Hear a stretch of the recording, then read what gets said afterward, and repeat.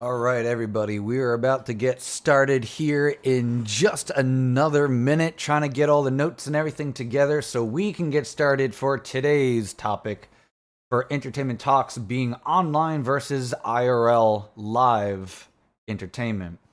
I know it sounds like a bit of an oxymoron saying in real life live entertainment. That is the thing. They're completely different topics and subjects that still somehow are very interchangeable, similar, very different at the exact same time. But without further ado, let's go ahead, get started with today, do our little fun actual introduction, see how everybody's doing today, and then we shall get started. Transitioning scenes. Oh, hi. Didn't see you there. Welcome, Kai. What's up, buddy? Welcome. I am excited to be able to be doing this today. This is something I take a lot of pride and joy into doing. I hope everybody else feels the exact same way. Because these talks are my entire life, pretty much.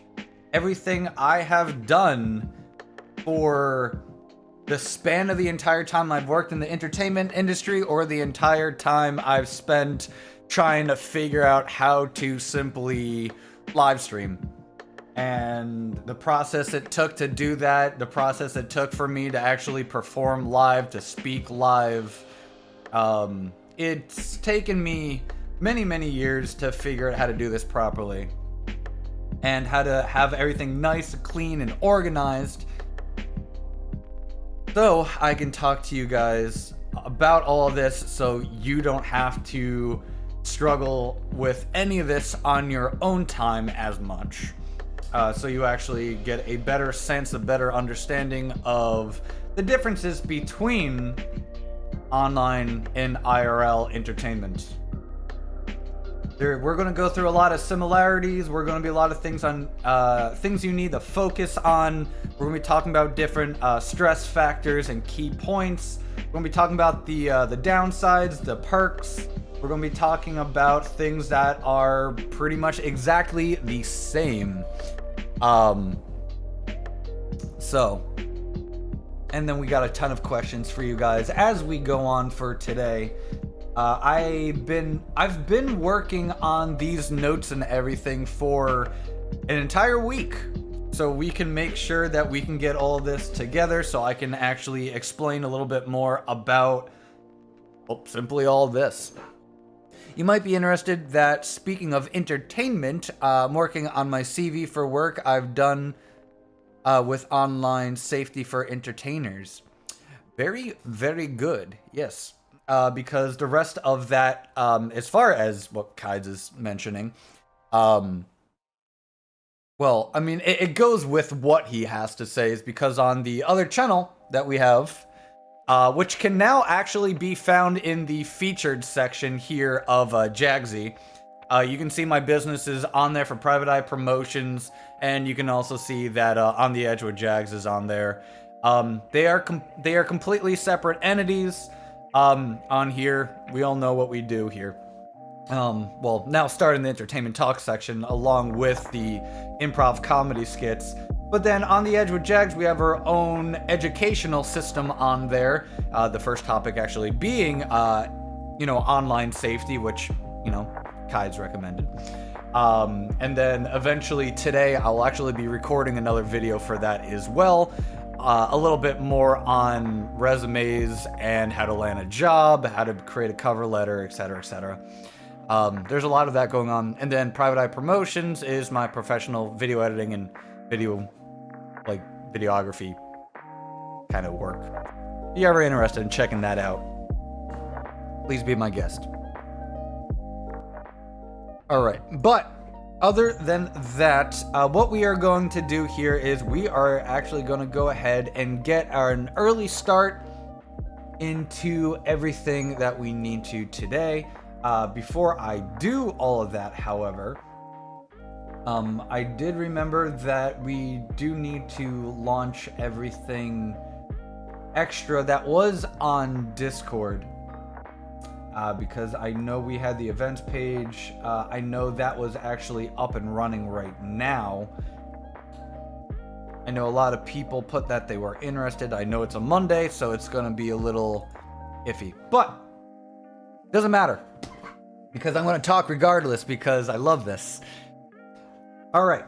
So, I guess to start off this entire topic here, out of anybody who is here, because once again, I can't tell, because I have viewers always completely hidden. But for anyone who is here, question of the day, to start off everything here. What do you believe is going to be more difficult? Online entertainment, such as live streaming, as we're doing right now, or do you think it's going to be more difficult in person for IRL? Which form of entertainment, live or online, do you think is more difficult? Or would you classify being more difficult? And then after that, we're going to go into the actual breakdown of everything I've been able to type out and organize for everybody. Depends on the scale. Scale of the show would greatly change my answer. Yeah, that's why I'm not going to say anything first, because I want your opinions on all of this first, you know? It's like, yes, there is a gigantic scale that goes based upon that. It depends what kind of entertainment you're doing. But I've been able to, in a sense, actually break a little bit of these down. I didn't go into extreme details. We're just going to hit some certain points here. If anyone actually wanted me to go more into detail, I'm more than happy to do so. It may just have to be for another live stream. Maybe for a part 2, which, next week for Monday, we may be able to make that work. But as far as the scale goes, in my opinion, and yes, obviously it is going to be more of a biased opinion, because it is my own, but I believe that online entertainment is more difficult. I believe it is harder in the sense that I believe there are more, as I would label, stress factors for online entertainment compared to in-person IRL. I think this because of reasons I'm about to discuss here. Let's see. I actually think IRL is easier unless it's a larger show. I can understand that. Once again, in my opinion, I think it would actually still be even significantly easier actually with more people in front of you, and I'll explain here right now. So, to get started off, I'm going to get started on the online entertainment portion of all of this. We're going to be starting off with the stress factors of online entertainment. Regardless if you are live streaming on Twitch, if you're here on YouTube like we're doing right now, if we decided to go on any social media platform. But I'm going to be pointing out the main giants of live streaming, which is Twitch being in the first place, and then YouTube here, technically second. I guess a lot of people would say it may be tied for first, or it may have more of an advantage for Twitch. But Twitch, as we know, is the live stream giant that we all possibly know and maybe love. I guess there could be a lot of mixed emotions and feelings about that. But in my opinion, I think for online entertainment, our stress factors can be anywhere from an analytical standpoint, more to a statistical viewpoint. The views you are getting in, how many people are live, how many people are watching it after, our subscriber count, our follower count, our watch time, our likes, dislikes, our retention rate, how many people are actually caring about what you do, how long are people watching your videos, how long are people watching your live streams in this case, or how many people are even watching your VODs, for example. Another stress factor could easily be the quality of your setup / gear, or the quality overall of your work, which obviously we'll get more into detail, but all that's going to come with time. Talking to yourself in front of a webcam and camera. We'll get more into that too. We've all been there in some way, shape, or form. What platform is better for me and the work I plan on doing, the planning and prep stages. We'll also be talking about another stress factor could be if you're live streaming online, you have the potential of being banned. You have the potential of videos being deleted, copyrighted, any form of infringement. We could also go down the lines of if for some reason you have too many of these things, that not only your thing could be, maybe banned or something along the lines of that, it could be deleted as well, based upon the severity of what happens or what you've done as time moves on and all the mistakes you've made. We'll also talk a little bit more about how much money will I make from said platform. Online, we have to experience hackers, we experience bots, we experience hate spam raids, we experience that we don't get paid right away. As in real life, you would. You need recording software to go live. You need to know a little bit more about your bitrate settings, your audio levels, your image quality. You need to have everything in order in a very specific manner in order for everything to run a little bit more smoothly if you're doing everything online.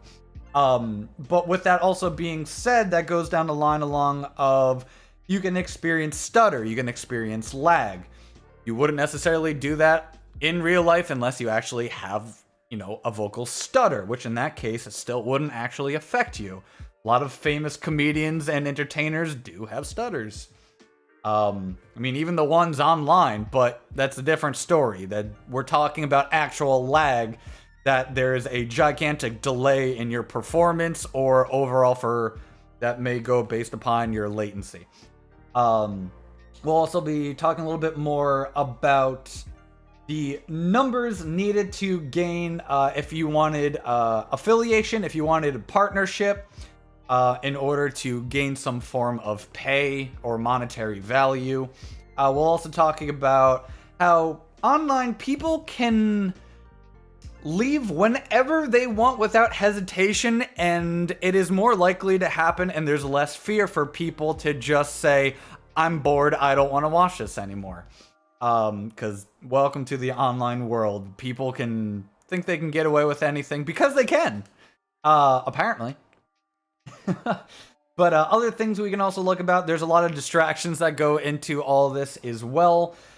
People can get a phone call, people can be online, people would have to go to work, you name it. There's a lot of distractions. Maybe there's another one of your favorite live streamers that are on live the exact same time and you don't know who to watch more, so you end up fluctuating between both. Just more things to consider and to look out for. And also, some websites are very picky about where you stream and how you stream.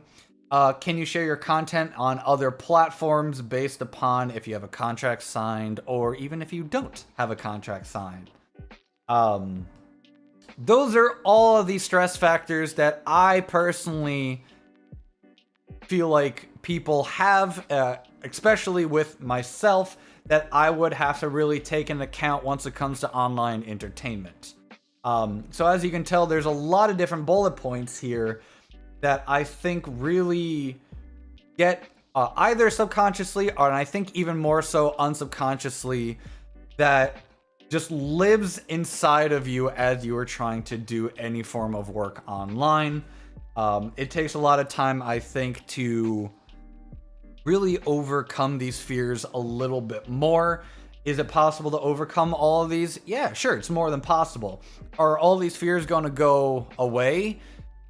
Depends. Once again, it depends on how much work and dedication you are willing to put in yourself in order to work with all of these. They're not negatives. I just see them as stress factors because you need to know and understand all of these points in order to progress.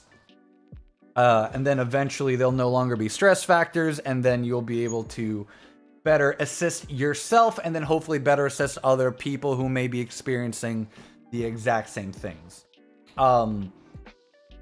Ironically enough, I believe there is a significant lack of perks for online entertainment. The perks I have personally thought of were more along the lines of the obvious ones. Starting off with, you don't have to see a large crowd of people in front of you. As we all know, and a lot of us are afraid of being on stage and being in front of a large crowd because we're afraid of being judged. Online, that stress factor and that fear factor is easily being taken away because then you only see yourself, or even if you don't, you only see the gameplay or whatever it is you may be doing live. More people are going to be comfortable typically with themselves and simply just with themselves. Human beings for some reason generally don't like seeing a large audience. We don't like being in front of really too many people. A lot of people feel more comfortable being on a one-on-one basis. Whereas for me, I know, a little bit different because I've been doing this for so many years and I'm used to it. But we'll get more into detail about that as well. Another perk, freedom and to record and to film anything you would like without hesitation. As long as you have a webcam in your setup, you can sit down and you can go. That's the other beauty. The next bullet point. All you have to do is click go live. And that's it. You don't have to drive anywhere either. A huge perk right there. There's no physical you getting up and then having to go in your car and drive to a venue of some sort, right? There is, in a sense, an easier time reaching out to a target audience due to algorithmic opportunities online based upon YouTube and its algorithm, based upon certain keywords you put, based upon the thumbnails. YouTube is willing to, in some way, push your content out there a little bit more to be seen. Other platforms don't necessarily do that, but you have more of an opportunity online, I believe, than in real life. In real life, it's significantly harder once it comes to promotion, in my opinion. Not that it's impossible, it just takes a little bit more work and dedication. Like I mentioned before, you don't have to drive anywhere. All you have to do is sit on your butt and grab your mouse, click go live, and boom, you're here. You can do what you want to do. Another thing you can also focus on is when you are live streaming, thankfully, you don't need to edit anything. And like I said, it's just more... It's the laziest way possible to still be as entertaining as possible at the exact same time. Let's be honest. How easy is it for someone like me, or any of you in general, if you already have a setup, you're like, all right, I have an idea in mind. Wake up, grab your wonderful panda cup, right, of coffee. And you have some notes all together, or you have an idea of what game you want to play, or maybe some art you want to make. If you have a talk show kind of deal, you have everything all together, right? Sit down, open up your software, click live. That's it. That's all you have to do. It's wonderful. The setup process is a pain, But after all of that said and done, how easy is it just to click one button? The maximum of 2. I think that is a huge advantage overall. And the last thing I would have to say is you also have the freedom to go from website to platform to platform as well. So you can, I started off on YouNow, for example. Then I branched out to YouTube. Then I branched out to Twitch. Then I ended up branching out to other social media platforms where more people can see the content that I create and the material that I provide. And all from the safety of my home. And all I have to do is sit here, type out some stuff or copy and paste some stuff, and then boom. It's online for everybody to see in some way. However, a lot of people, can also see a lot of these perks as downfalls as well. And what I mean by that is some people simply like going out and about in real life. But I guess also depends if you're more of a hermit or if you're more of a person who just loves being outside, loves going to, venues, loves talking to people. Depends who you are, right? Are you an introvert? Then you got your thing. Are you an extrovert? Where, you want to go outside in the world, you want to talk to people, you want to play shows, and you don't care what happens. I think that has a pretty good factor in how you're going to perceive all this as well. But that doesn't mean that a lot of introverts can't easily get out of that shell to... You can still be an introvert, but still actually enjoy going to concerts and venues and playing shows, though. So, it's a fun game of balance. But going more into detail, I think with the online entertainment, as we know, the analytics and the statistics, which coincides with your views, your subscriber count, your watch time, your likes, dislikes, retention rate, I think these are the largest, if not the most important stress factors that everybody will experience. We all fear numbers. And it's because when there's a lower number, we feel like, I think we all know this, both on a very high-end subconscious and a very high unsubconscious point of view, no matter what. We have the mindset where less means obviously worse. It's like being graded in school, if you get like a 50% on a math test, you failed, right? But whereas if you have 100%, obviously you get an A+. But then you can also look at it for movies and critics, where it's just like, oh, well, I give this like a 3 out of 5. And you're just like, wow, like, it only got a C, like, all right. But then you also like, all right, it got like a 1 out of 5. And you're like, all right, this must be really bad. So we're very quick to judge and then just be like, all right, no, just bad overall. But then when we get into the point where we are live streaming, if we're only live streaming to one person, we feel like we're doing something wrong. Even if it's like 2 or 3 people, when you're first starting off, or even further from that, a lot of people have the mindset of, man, no one cares about me. Like, why would I continue doing this? There's so much fear into numbers. And I think the sooner we realize that numbers truly don't mean anything online, you will relieve so much stress. It is guarantee it.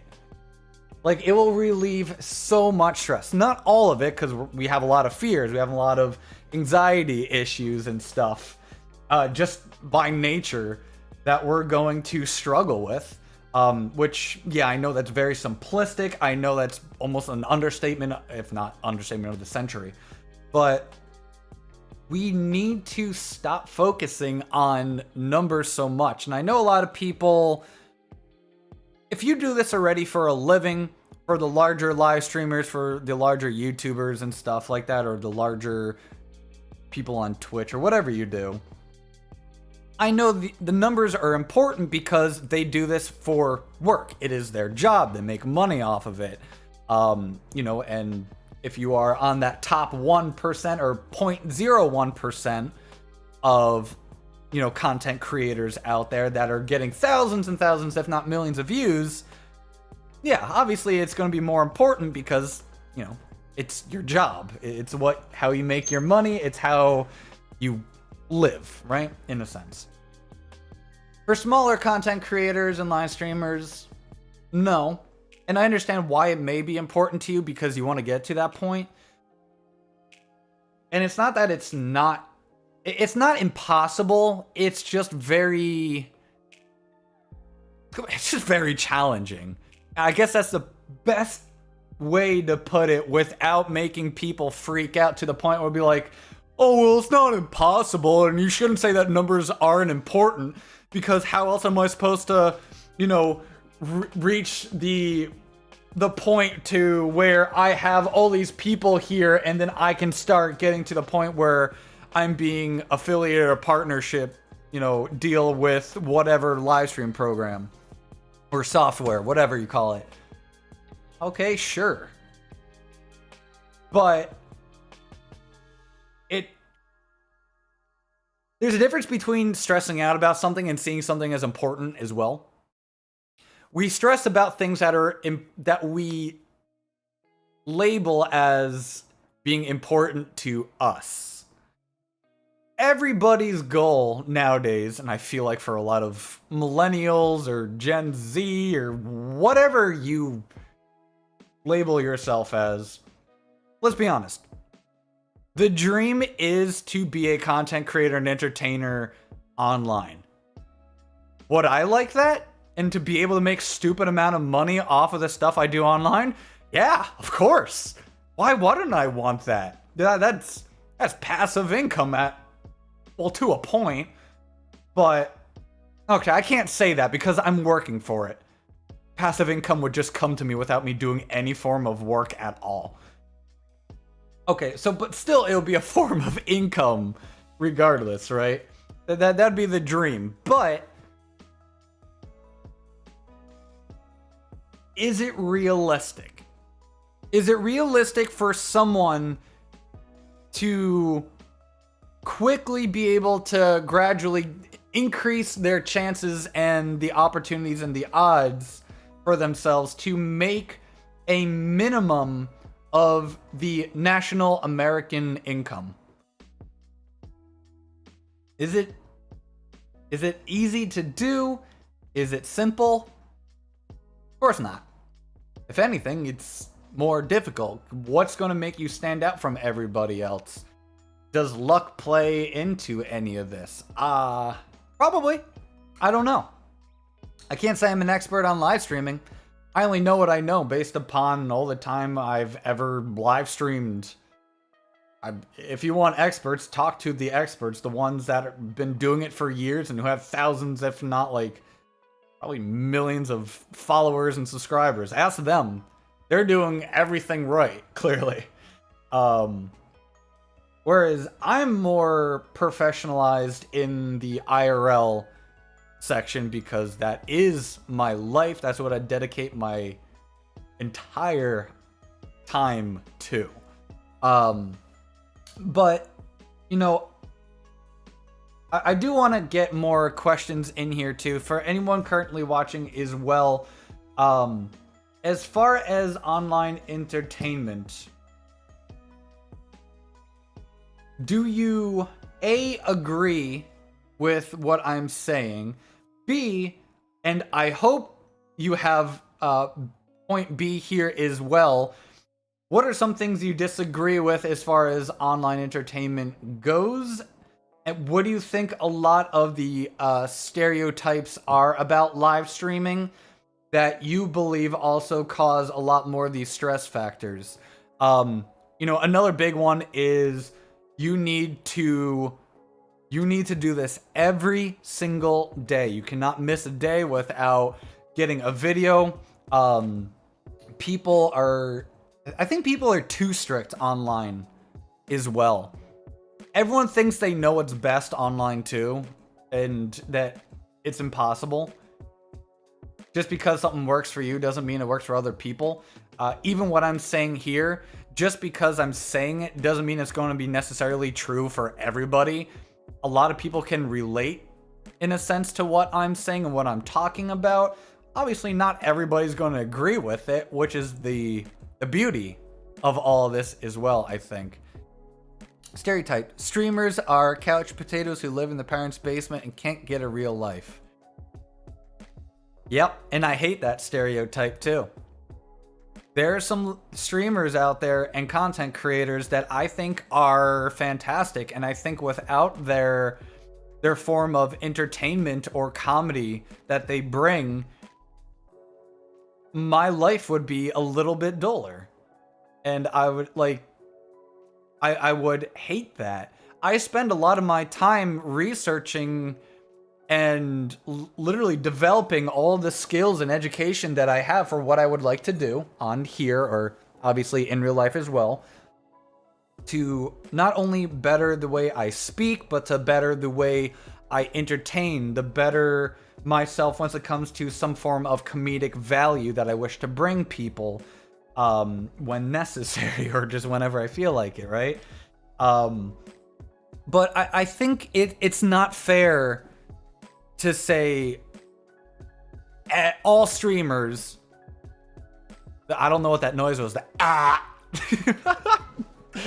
that's how they see live streamers. We're just It's that South Park episode, right? When everyone's just playing like World of Warcraft and they're just like Like that's what people think of when they say, "Oh, you're only going live and playing video games. Like you don't have a life. Like you're never going to get anywhere." How do you know? I've seen people go on and within only a matter of couple of months already get partnered, and they're making good money. You know why? Because they earned it. They worked for it. Kudos to people who got their goals to where they wanted their goals to be. It's even more of an accomplishment that you could do something in such a short period of time. But people also have to remember that if you are going to be an online entertainer and live streamer, you're going to have to treat it as a business. If that's what you want to do as a full-time job, you got to be your own boss, you got to be your own manager, you got to have your own time management, you got to have everything scheduled to a T. Just how it is. You got to work on social media. How are you going to get yourself out there? How are you going to advertise? How are you going to promote? How are you going to be able to get people's attention? How are you going to keep their attention? There's so much stuff you need to know. And eventually what we'll be getting into when we start talking more about the IRL entertainment field and industry, you'll start seeing a lot of similarities on stress factors. And they both have very little perks, in a sense.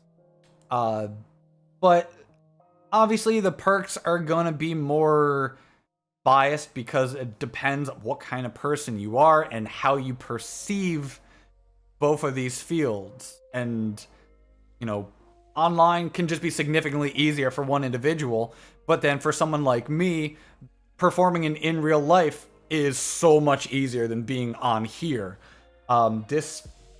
Being on here took so much more planning. This took so much more effort for me. I needed to get my notes out. I planned this for an entire week, man. But when I'm up and live on stage, everything's mainly just improv, right? I mean, everything I do on here technically in a sense is improv, but this needs to be planned out because I know how I work and how off trail I tend to get based upon how much my ADD decides to flare up, as you've heard me say many, many times in videos, but it is the truth, and it is a huge factor, and a lot of people struggle with it. And that's another stress factor for people, for entertainment in general, along with any other kind of, you know, mental disability, I guess you would label it as. But yeah, once again, going back to what I was saying before, numbers just cause stress. When we're starting off, we don't start off focusing on numbers and the analytics. And no, you don't have to live stream every single day. You're just causing yourself to get sick. That is a completely false statement. There's a difference between having a schedule and forcing yourself to do content every single day. If you're forcing yourself to do something every single day, you have no content. I mean, we all know the phrase, you know, quality over quantity. It's there for a reason. There's more reason why we should take time to make something better, to up the quality of what we're doing, rather than just posting up a video every single day for like a year. I've done that before, and you know what happened? I got sick. I got very sick. And then I didn't do anything for like a year and a half to maybe like 2 years. I was editing out videos almost every single day. I was going into an old office every single day to almost every single day. I think we were going in close to 4 or 5 times a week, I think, in order to record, to constantly get content out there. Then either at the office or when I went back home during that time, I would have to just edit out videos. I would have to figure out audio, and I would have to do that entire thing. And let me tell you, doing that almost for a year straight, it kills you. It does. Burnout is unbelievably realistic. It's there. Everyone experiences it, even in real life. Take your time. It's okay. Breathe. Don't let other people force you to do things you can't do. Okay? Please, it's so important. Take care of you first. Your viewers can wait. Your health comes first. If your health doesn't come first, you can't create content and quality content for the people who enjoy watching your content and your work. Your work doesn't exist if there is no you. Take your time. Okay. The quality of your setup and gear, that is important. However, everybody nowadays just about has a cell phone, right? We don't need a computer to go live. We can use our phones. A lot of streamers do. Some very large streamers just use their phones because they're like, why bother? Obviously, eventually when they have their money, why not build a professional, computer setup for live streaming? But a lot of people think you need expensive gear and an expensive computer to do well. That is false. You do not. I don't know why people think they are saying anything along the lines of these. I don't understand. Why would you say, oh, I bought a $2,000 microphone, and then complain on why people aren't watching your videos? What does your microphone have to do anything with how entertaining you are? Better yet, do you know how to properly use a $2,000 microphone? B, why did you spend $2,000 on a microphone unless you are a professional audio engineer or anything of those sorts? And once again, can you hear the difference in quality? Like I've mentioned before, and a very, very good example. Right here, let me unplug this from my XLR cable real quick. I'll take the pop filter off of this as well. over here, we have our Shure PG48 microphone. This microphone goes now for maybe a maximum of $50. When I first bought it, it was only $100, maybe.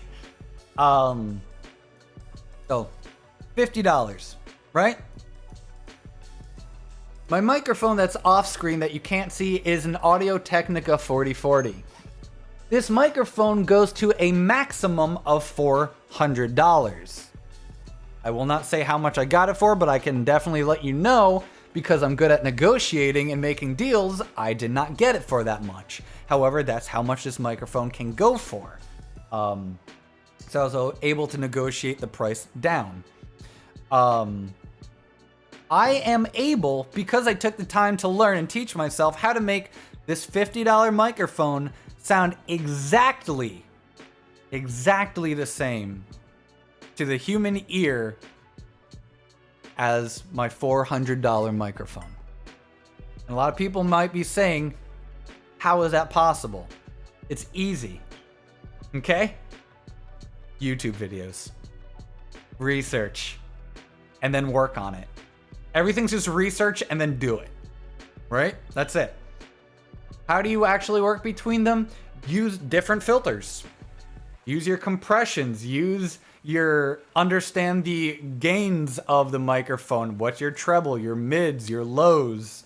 I know these are like not even like bare bone basics for audio engineering and everything, because I don't know anything about audio engineering. That's why I hire like professionals to, do that stuff for me. But I'm interested in audio and I love collecting microphones. I think microphones are fascinating, but you don't need a $400 microphone. You can literally, this is a stage microphone for live performances. You know what you do to make this sound better? Put a pop filter on it, right? So you take away the plosives, then add a little like EQ onto there and everything, or whatever else you need, and based upon how you like it, the sound. This will do just fine. $50. Stop spending money you don't need to spend. When you start making some good money and you know that you are progressing, sure, go out and buy a nicer microphone. You earned it. But you don't need a Shure SM7B, which the microphone alone will do you nothing. And it's $400 just for the microphone. And a lot of people are like, well, what do you mean it doesn't do anything? Here, I've mentioned this so many times and I don't know why I get so upset about this. I mean, I do know why I get upset about it, but I don't really understand why it pisses me off this much. A Shure SM7B is a podcast microphone. It's for talk shows. It is. How it is. Second factor, the microphone cannot work without itself. What do you need in order for a Shure SM7B microphone to work? Well, I'm glad you asked. Let me tell you. First off, you need an XLR cable because it's an XLR microphone. That's the first thing you need. The second thing is, since it's an XLR microphone, you need an audio interface. Then, after the audio interface, the Shure SM7B needs a certain voltage in order for it to work, which your interface should provide. Good, turn that on. Perfect. We figured all that out, right? But then the problem is, we need more, I believe, for the what's it called, the cloud lifter. I think it adds in like some extra little oomph to the microphone. From what I've heard, you need the cloud lifter in order to actually get more signal, and if not an actual signal, from the microphone. For anyone who knows a little bit more about that, please let me know. I don't know too much about the cloud lifter. I'm still learning audio as I go on. By no means am I a professional. I only know what I've researched in the past, because I originally, myself, I thought when I first started, not when I first started, but when I progressed, I used to use a Blue Yeti microphone, which is fantastic, and then I moved to this. But before I bought my Audio Technica 4040, I almost bought a Shure SM7B, but I'm glad I didn't. Because, once again, the microphone's $400 alone, then maybe another, probably what, $10, $15 for a pretty good quality, good length XLR cable. Then I needed to spend, I don't know, an extra 150 maybe for my interface. And then on top of that, I would need to buy the cloud lifter, which is an extra 150. It's just, it's a lie. It's a lot of money. There's no point of that. So, yes, this is also a $400 microphone. I understand that. But I didn't pay $400. I paid nowhere near $400 for this microphone. Let's just say I paid a maximum of half that price. Would I be able to do that for a Shure SM7B? Probably not, because people know how good the Shure SM7B is.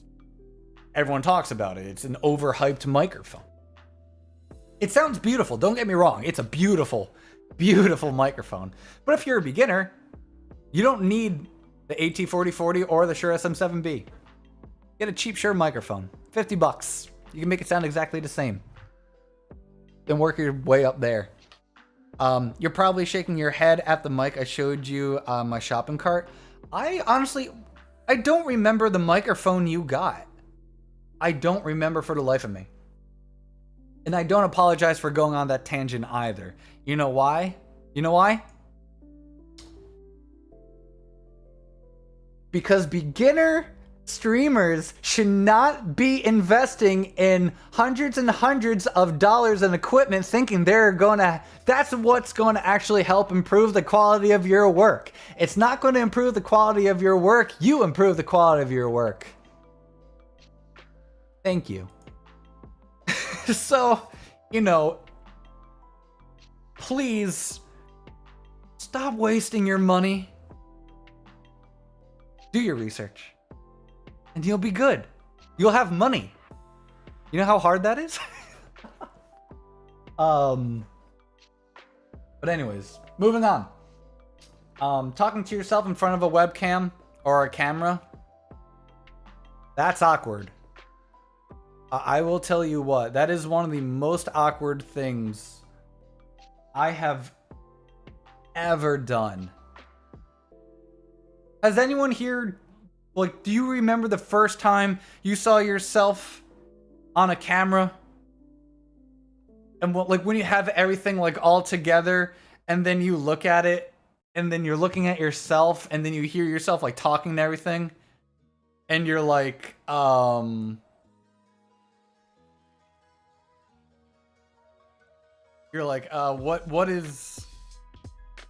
what's happening here, right? None of it makes any sense. Oh, I'm clipping here. All right, let me lower my volume here. I realize a lot of my vocals were clipping. We do not want clipping either. Clipping is bad. $50. Let's take a look here.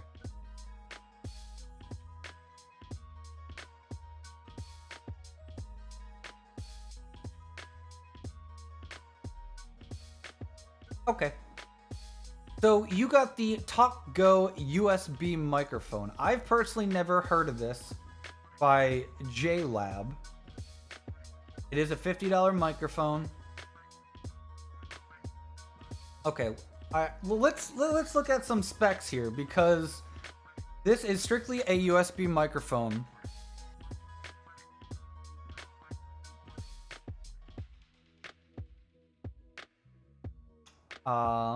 Okay, here we go.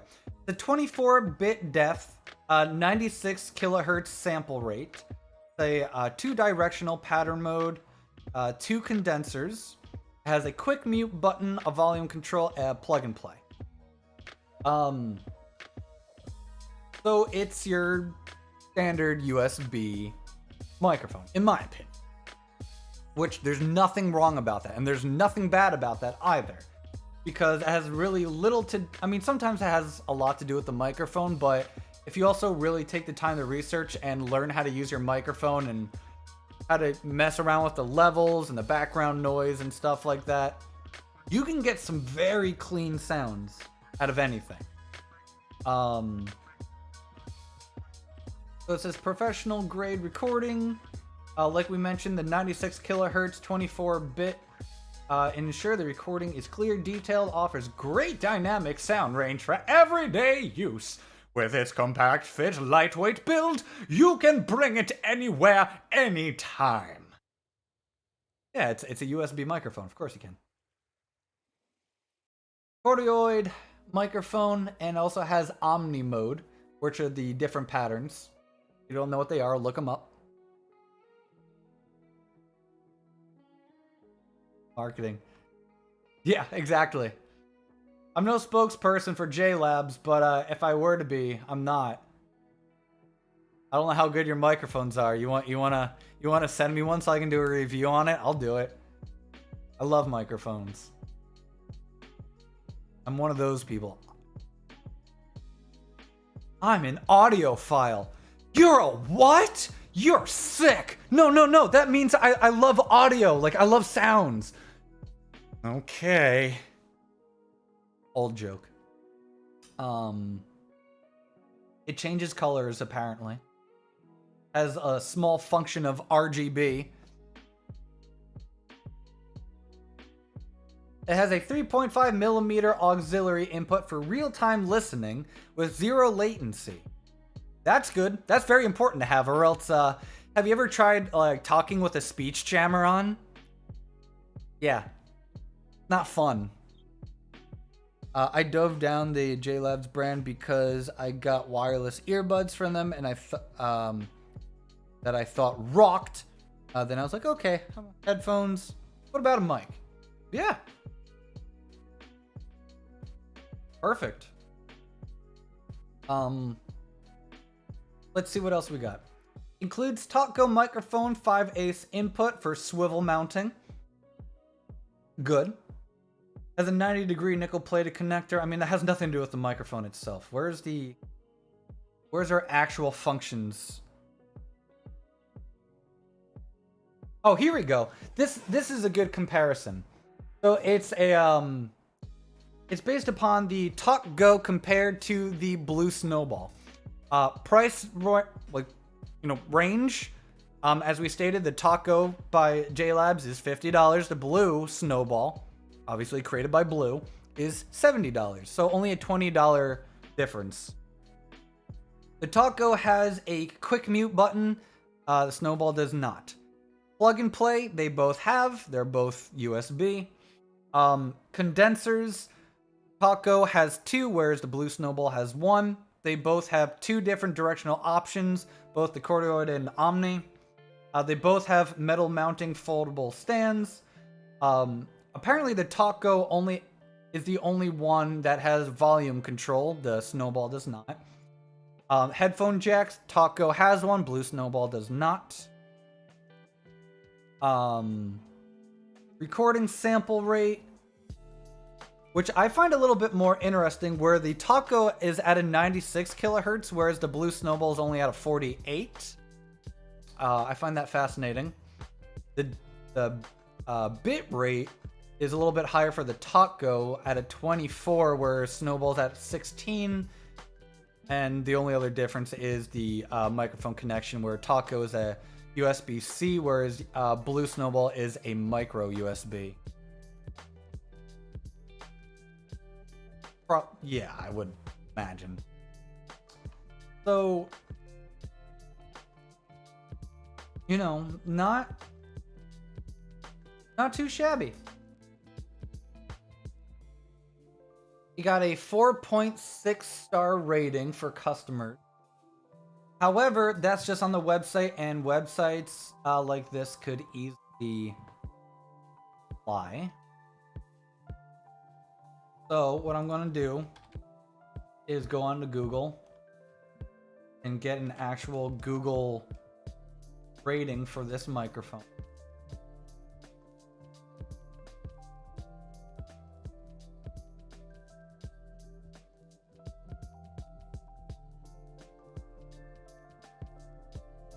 Okay. So JLab Audio Talk USB microphone looks like it's out of 659 reviews. It has a 4.5 out of 5 stars. Okay. Good. Not bad. Not bad at all.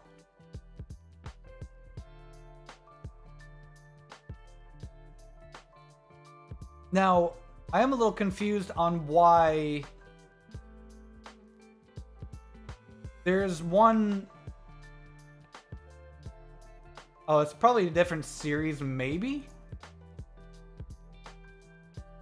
But it looks like there's one being sold by like Best Buy for like $120. I don't know why. Oh, that is a different model. Okay. Yeah, this is the exact same one. It's cheaper at Best Buy. By like $1. Alright. Pay the extra $1 for convenience so you don't have to go out to a store. Well, I mean, then you have to pay for shipping and stuff. But that's for a different story, I suppose. Anyways. Moving on.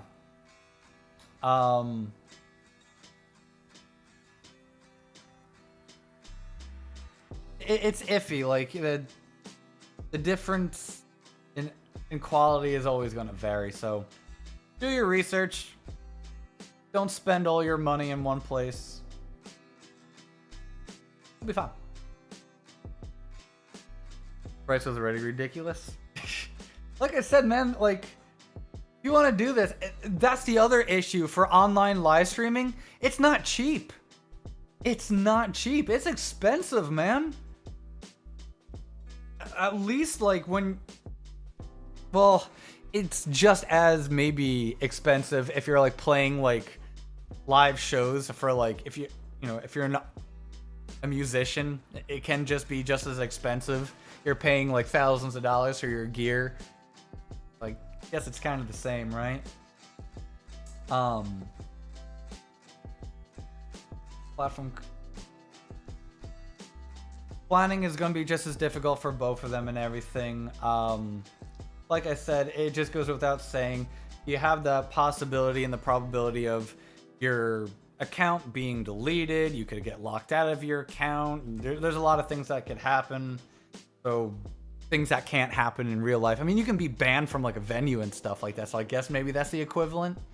Or kicked out of a venue. I guess that's the equivalent of that. Needing a recording software to go live, whereas you need someone on the mixing board to focus on audio. Guess that's maybe the closest thing, unless someone's actually streaming you live playing a show. Guess that's the other closest thing I could imagine.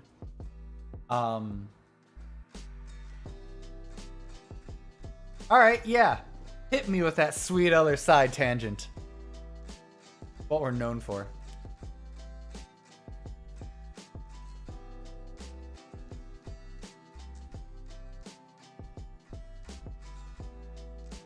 Always feel free to hit me with those sweet side tangents.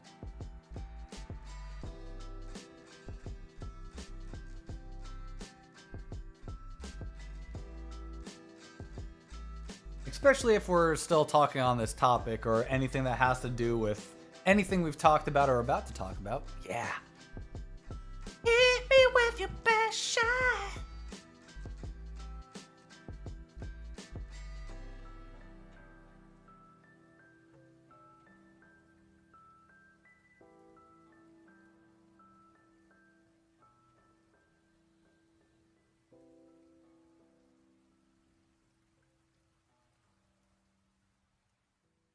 All right. Are you aware of a way to automate OBS scenes to trigger automatically? Because then you could, in a sense, schedule different camera angles, filters. Yes. I know there's a way to So you mean at like an X interval that there will be different like viewpoints that will go in? So if you have like multiple cameras and stuff, is that what you're talking about?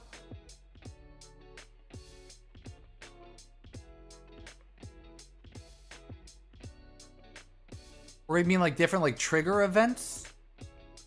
Because there are ways to do trigger events and stuff like that too, but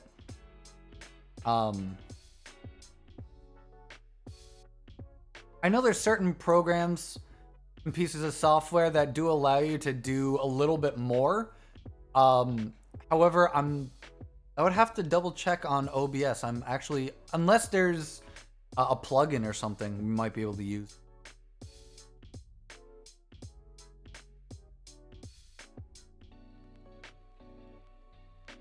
So I don't know if this is exactly what you're saying, but like if you have what a lot of people use for their live streams, they have Wi-Fi controlled RGB lighting, and they obviously they hook everything up and they connect it to their computer, and every time someone sends like a you know, a certain, like for Twitch, that someone sent like 5 bits to the live streamer, and then it would change the color to be red, for example. Then someone else can do it for another 5 bits and then change it to like green. So there, I mean, there's things like that. Not quite. I mean, there's lights that go and trigger based upon the tempo of music.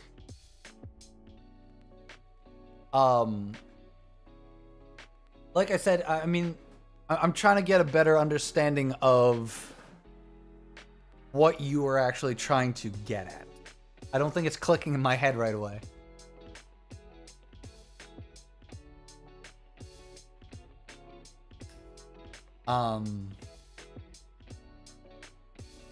Like let's say I'm singing and at 1 o'clock mark I want it to switch to a different camera and black and white filter automatically.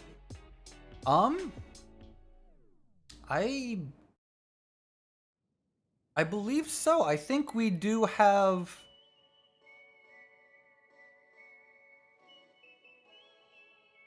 I think you can set up time intervals. I'm not exactly sure for Streamlabs OBS, but there's a lot of different, you know, plugins and stuff for OBS as the open source fantastic software that it is.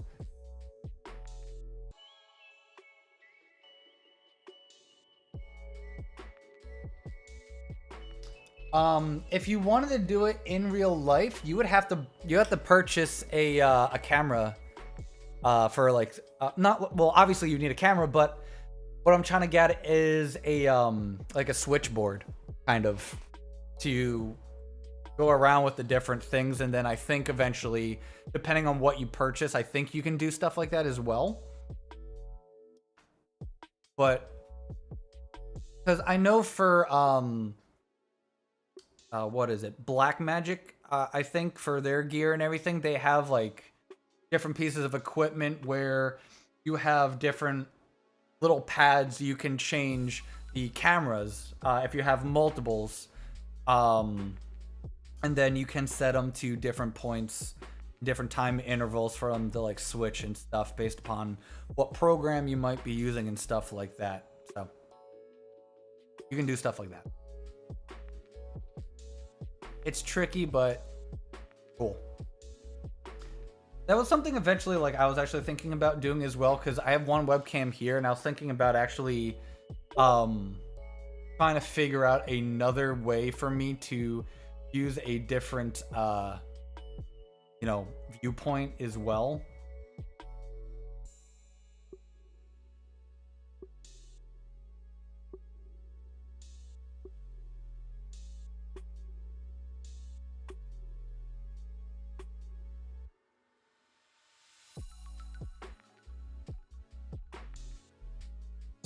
Huh.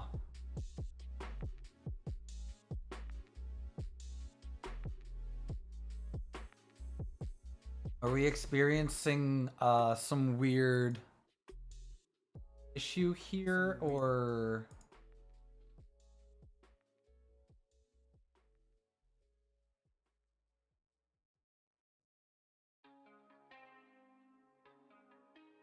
I just refreshed on my end over here, and it says we started streaming 67 minutes ago.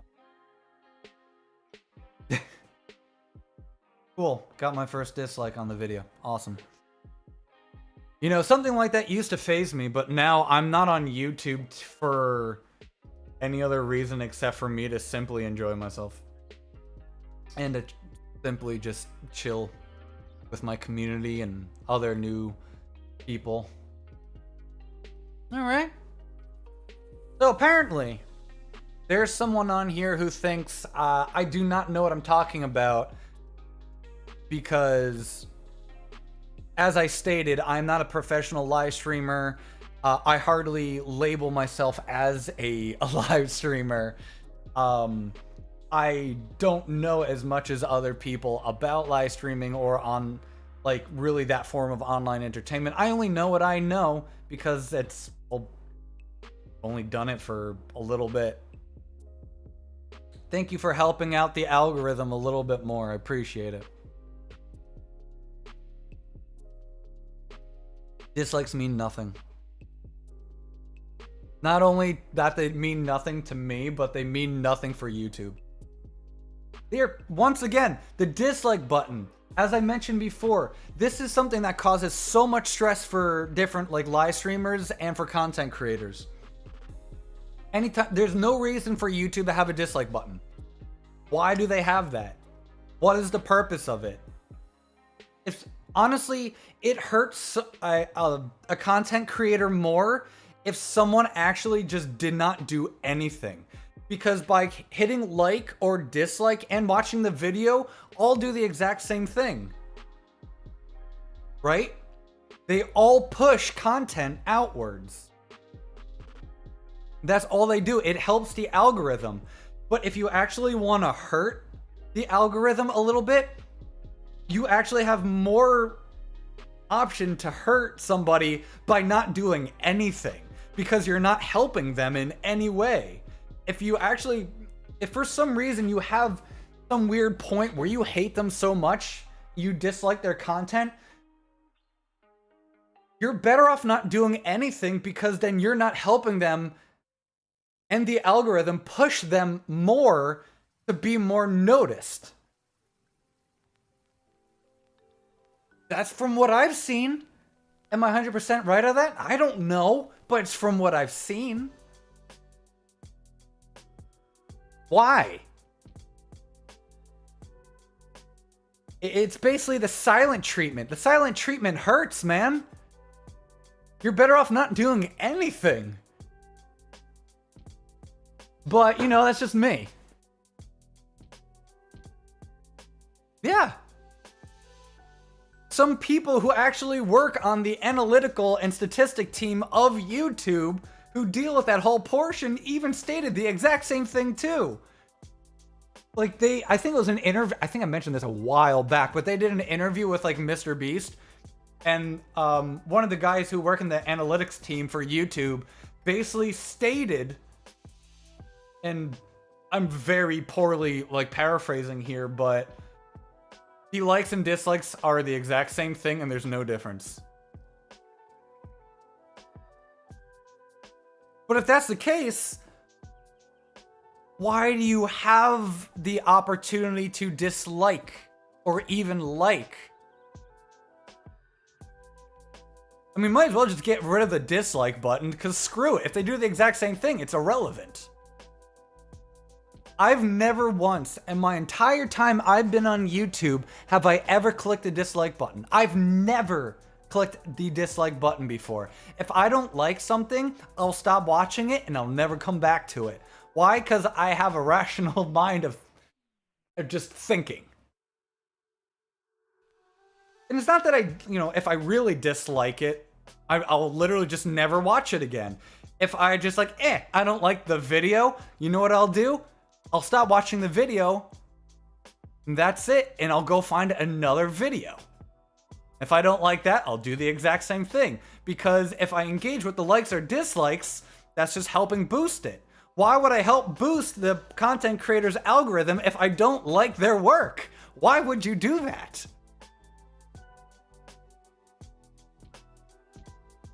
If the audience wants a voice, you have a comment section. I know a lot of people don't read them either, but it exists. That is allowing you to speak, literally speak, by typing. Likes and dislikes don't give you a voice. Just a button, man. Stop worrying.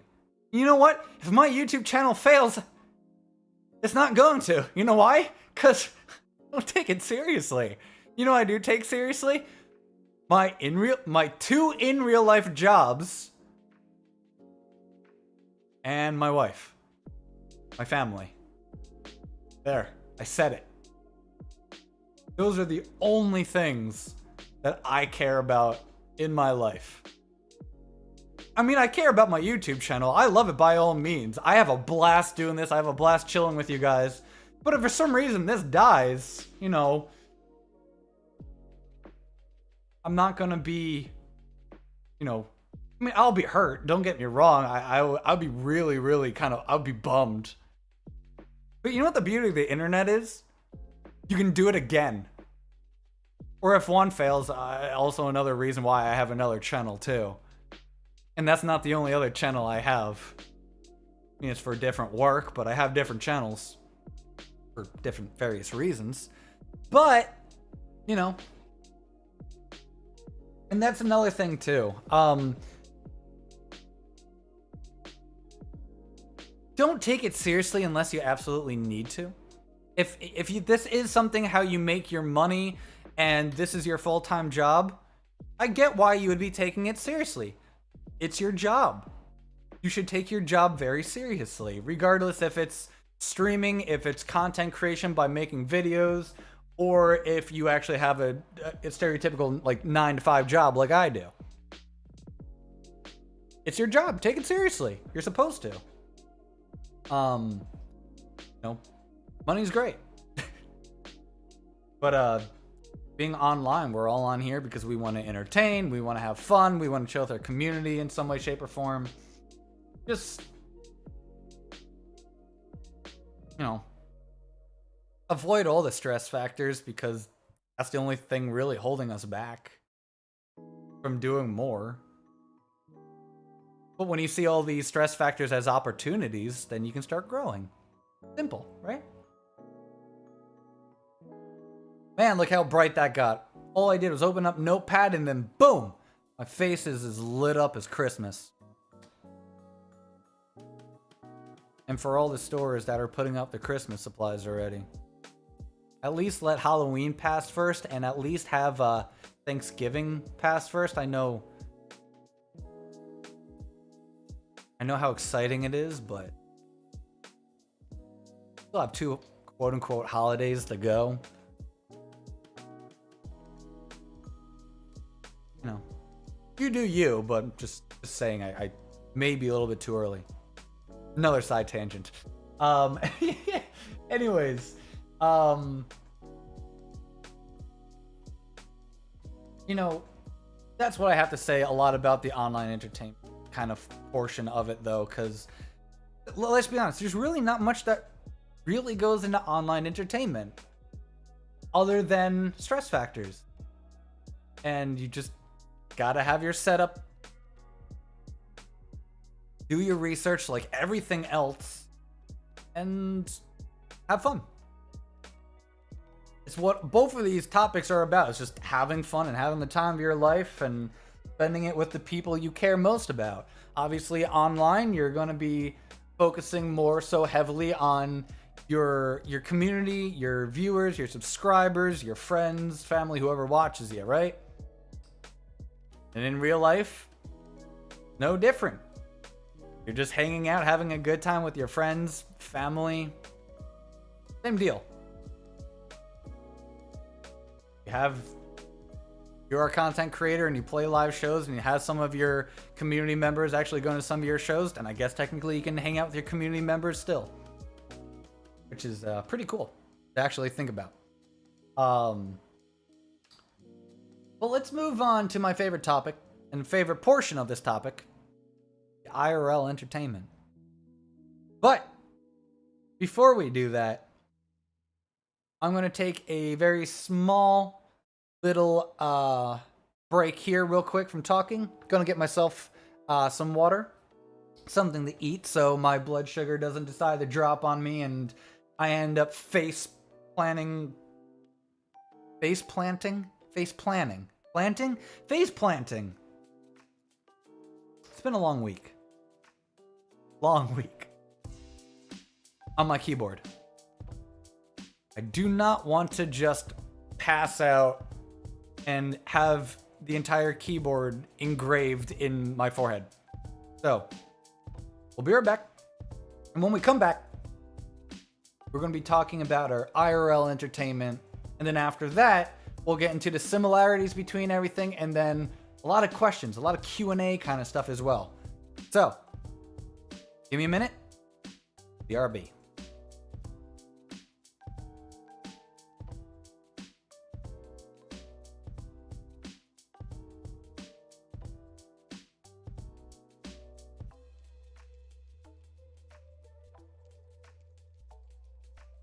And yes, I know this says starting soon, but I didn't make a be right back screen. So you know what? Professionalism 101 right here, everybody. Take notes.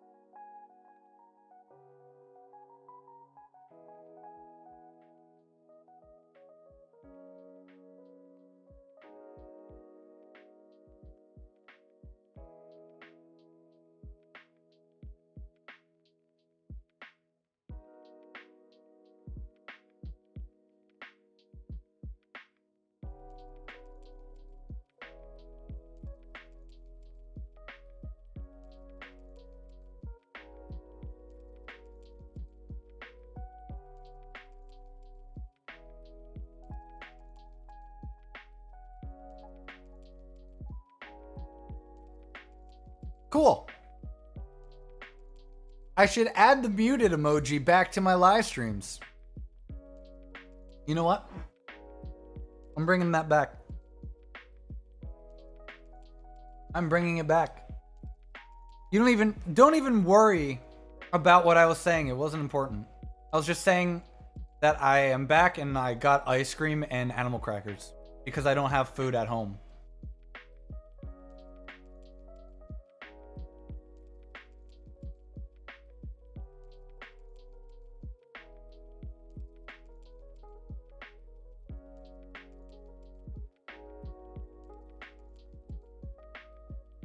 All right, gonna go back to the 7 TV app, and I am going to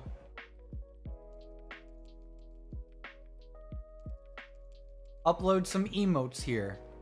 So add emote in big bold capital letters.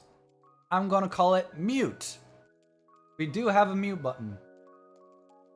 Emoji.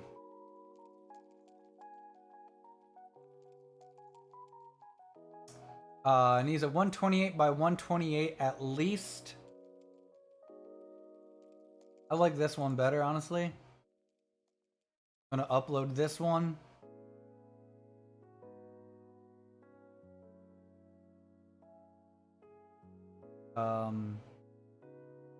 Edit the channel. All right, it is added to the channel officially.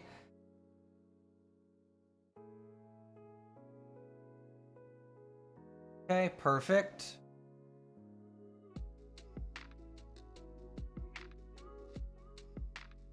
Now, I think everything should be...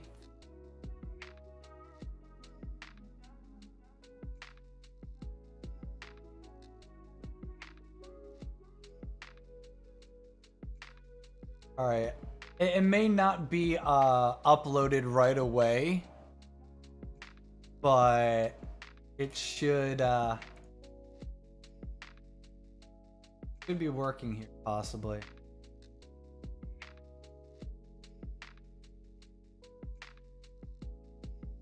Are my emojis in here?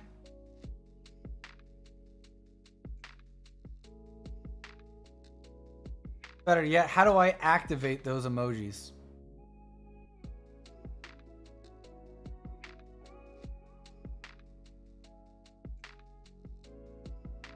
I legitimately have no idea. For the 7 TV emojis, how do I actually activate them? I have to go to my profile?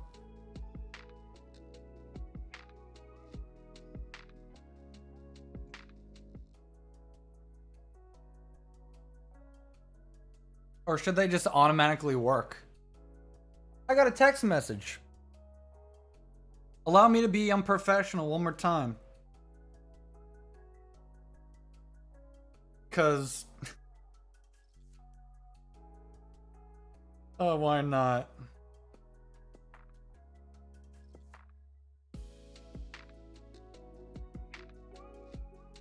Plus, it's my wife. And like I said, she's the most important thing in the world to me. So yes, I'm going to focus on her first, even though I should technically be working on my my content here.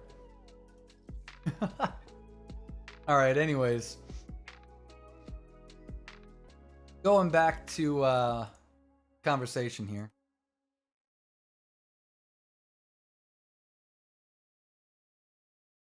Yep. This is the OG mute one. Do you want the new school one? I don't know. This one is a little bit of a larger emoji too. We'll talk about the entertainment as I'm eating ice cream. What else do you do while you're watching anything, right? You're eating. Might as well add it as well.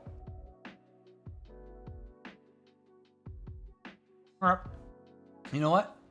Let's do it. Do it.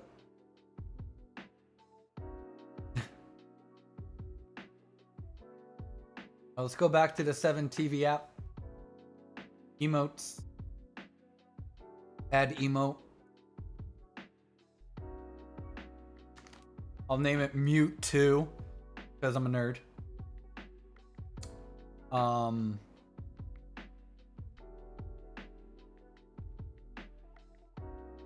Here, add emote.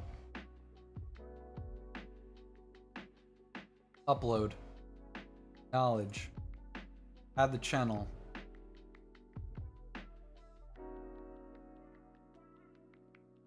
All right, there we go. May take a little bit for it to go through, but we'll get everything together. Oh yeah, I think you get like an insane amount of emojis. And like I said, all mine are like up there. And even the ones I custom like made and the ones I just picked from the website. I don't know how I actually use them on for YouTube or anything. But, you know, having a good time.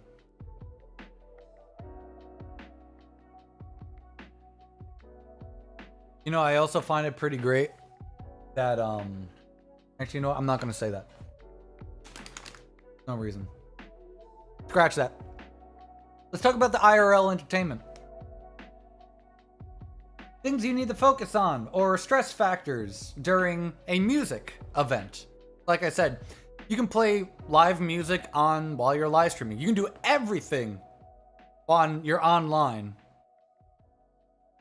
Yeah, mute too. Get it? Because Pokemon. I'm making dad jokes now all of a sudden, man.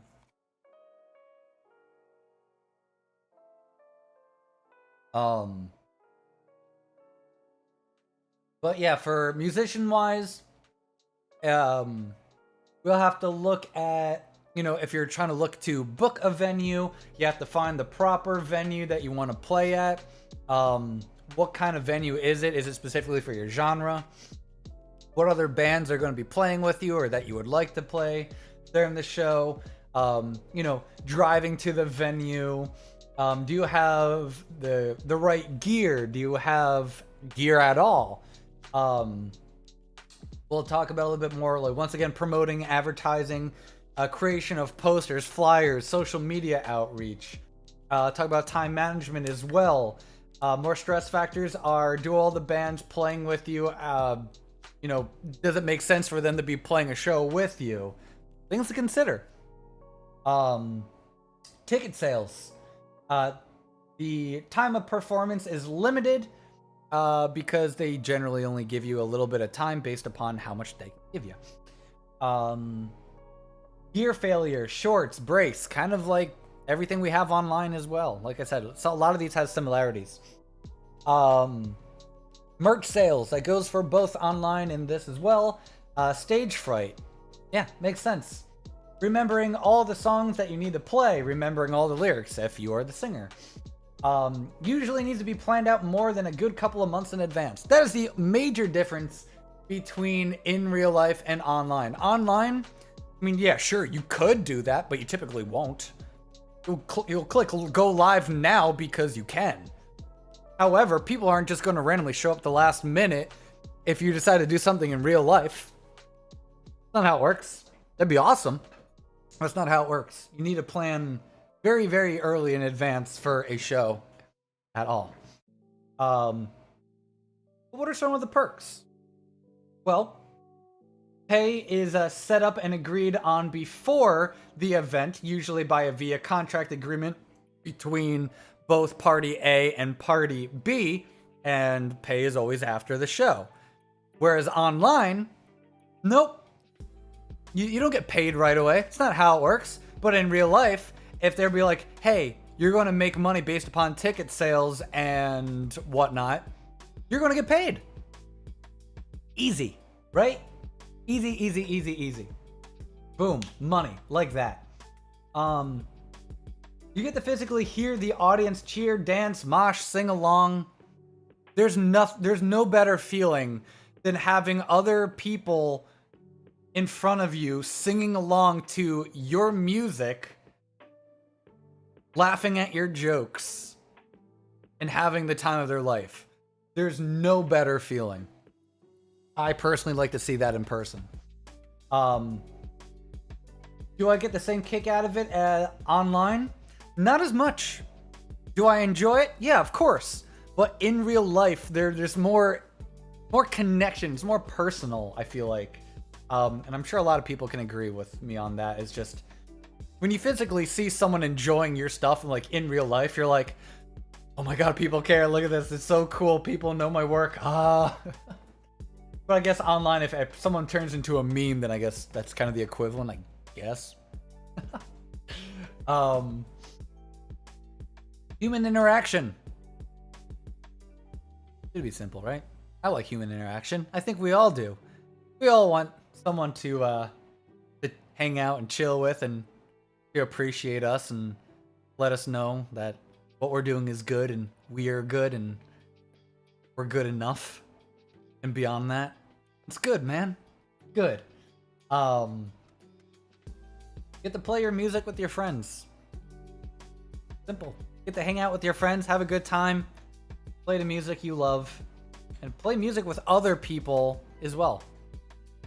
Like I said, get to hear other artists perform, get to have an opportunity to have new listeners, to buy your music, to buy your merch, wanting to meet you. You have the opportunity to meet other artists performing with you. Or if you're just going to a show and you're not playing, same deal. I mean, you should be playing considering we're talking about if you are actually performing. You can buy new cool merch. You can do that online too, but do you think people are more likely to buy merch online or in real life? I actually want to ask that question. Do you think people are more willing to actually buy something merch-wise online or in person, going to a show? Or do you think they're about the same?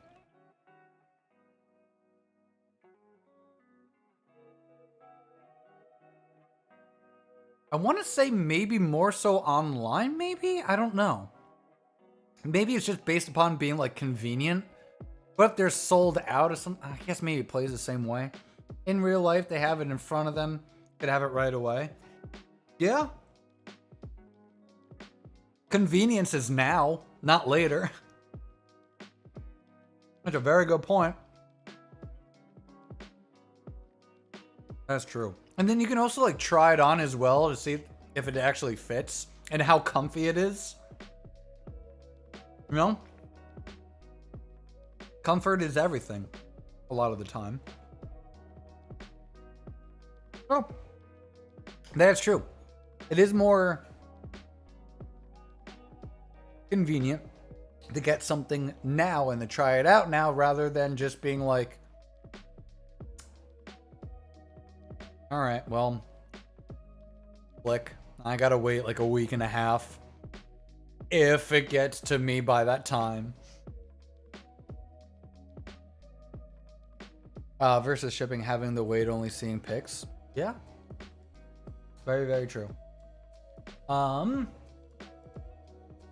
then last but not least, you can also do this online as well, but make new friendships, meet new bands, have other opportunity to play more shows with those bands if you like them. Where if you are online, a little bit more difficult. I suppose you could do it. If you actually have like proper live streaming equipment for music, if you want to get more technical, but if you're doing as simple as this, then it may not be as easy. It's a whole process. I'm not getting into that because that's not what I'm here about. Talking about English are hard. If I seem a little off today, worked another 40-hour week. I'm not used to it yet.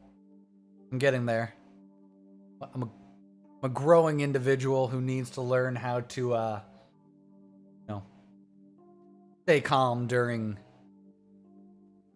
tiredness and severe tiredness.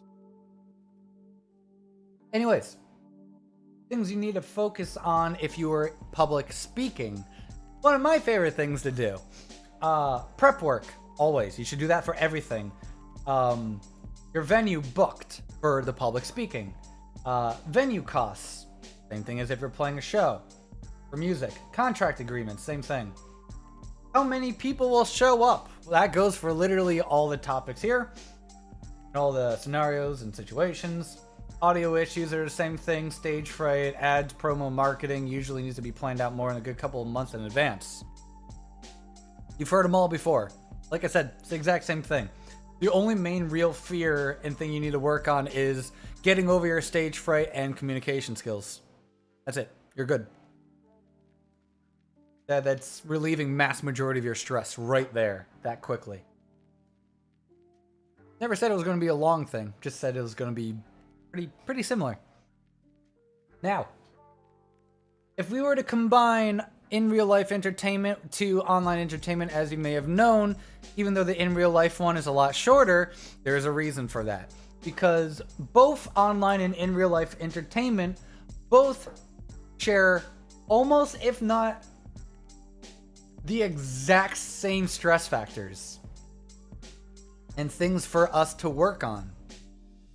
That's what I mean by online is just a little bit more difficult, in my opinion, because I prefer in real life. If you don't prefer in real life work and you prefer online, then obviously the opposite will be more difficult. It's common sense. Or should be, I suppose. But similarities on stress factors, public speaking, stage fright, planning the prep work and setup, knowing your niche, your your target audience, time management, promotional material such as marketing and advertisements, notoriety. Sponsorships can just be as difficult for either or as well, as far as like being affiliated with different companies. Same thing. Burnouts, they apply to everything. Hecklers, you will get them. Making money, always difficult. Communication skills, meeting and talking to new people. Location. Tech issues, peer pressure, selling merch, literally selling anything at all. Guess that goes with sales. SEO, to be noticed more online. But it also, for online, you also have to advertise yourself regardless if you're online or if you're on tour in real life. You still want to put your stuff online because you're still reaching out to a larger target audience. So SEO is important for everything. Interactivity between the audience and performer. Always have to worry about like scams such as fake sponsorships, promoters, sketchy people. We know. We can always reschedule shows. It's not a problem. Things happen all the time. So even online or in real life, we can reschedule if need be. We're allowed to have like certain days off. We're allowed to have time off. Branding and imaging is important for all. Quality of content, obviously. And then our contract agreement. Like I said, there's not that many, but they're plain and simple. But for some reason, a lot of people don't remember a lot of this.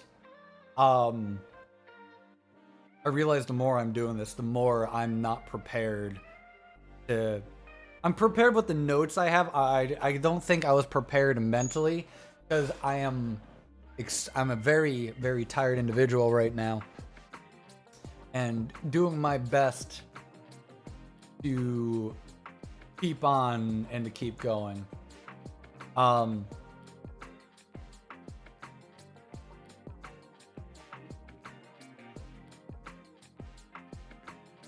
Another thing I think I'm actually going to do here as well,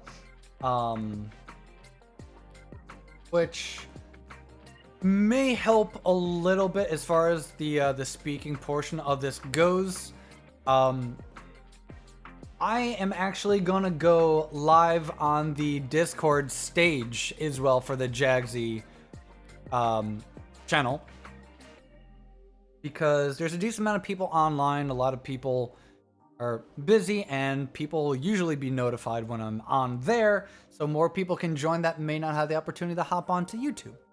So I am going to start that stage. We're going to name it exactly what we have on here.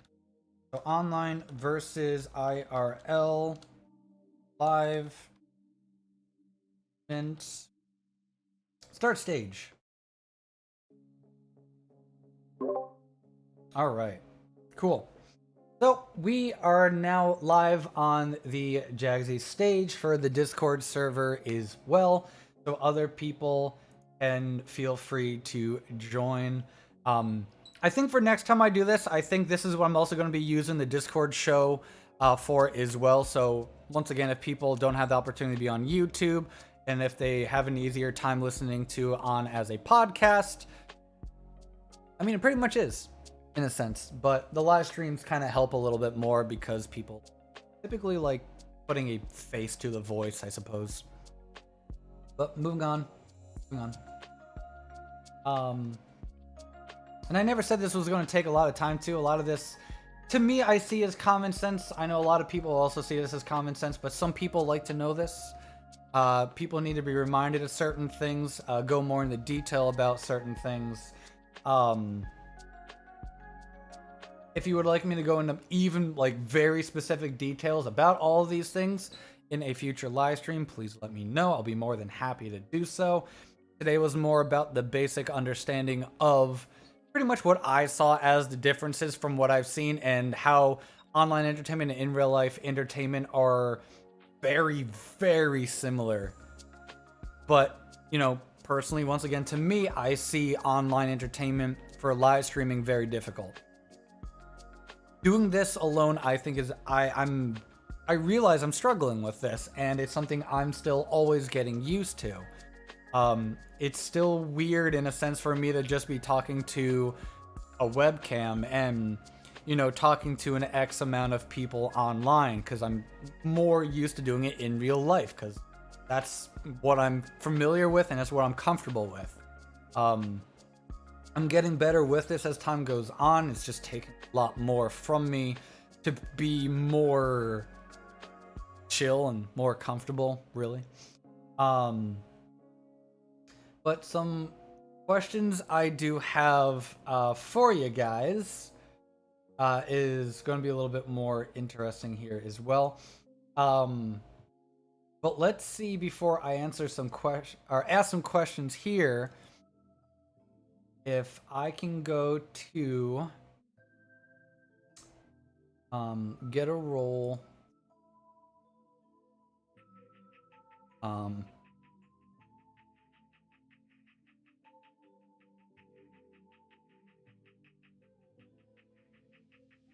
I don't know if that would actually even be labeled as a podcast alert. It's for a Discord show.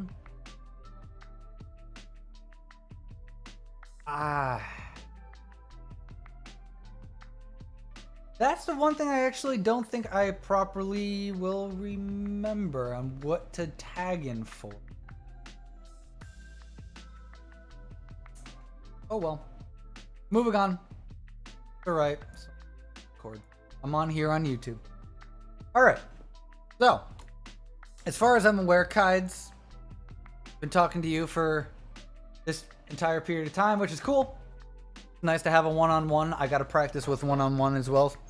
Like I said, I find it more difficult, but you're helping me learn. You're helping educate me to better myself and how to do these kind of things a little bit more smoother. So, some questions I have for you, buddy. Question 1. Do you or do you not believe that live streaming... You know what? No, let me rephrase that. Do you believe that online entertainment or in real life entertainment takes more out of the creator emotionally, mentally, and or physically? Like, if you personally had to choose based upon your standing of yourself and what you have observed from other people, do you think live streaming online or doing in real life entertainment would be more draining? Do you think podcasts would be better? All right. Let me post that up then.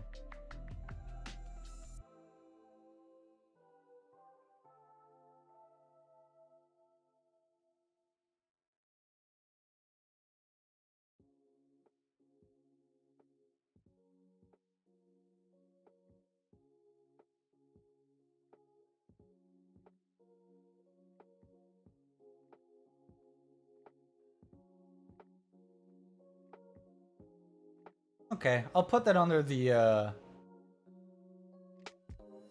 podcast. In real life, people wouldn't get their toxic views to my mind. So mentally it'd be better for me. Okay.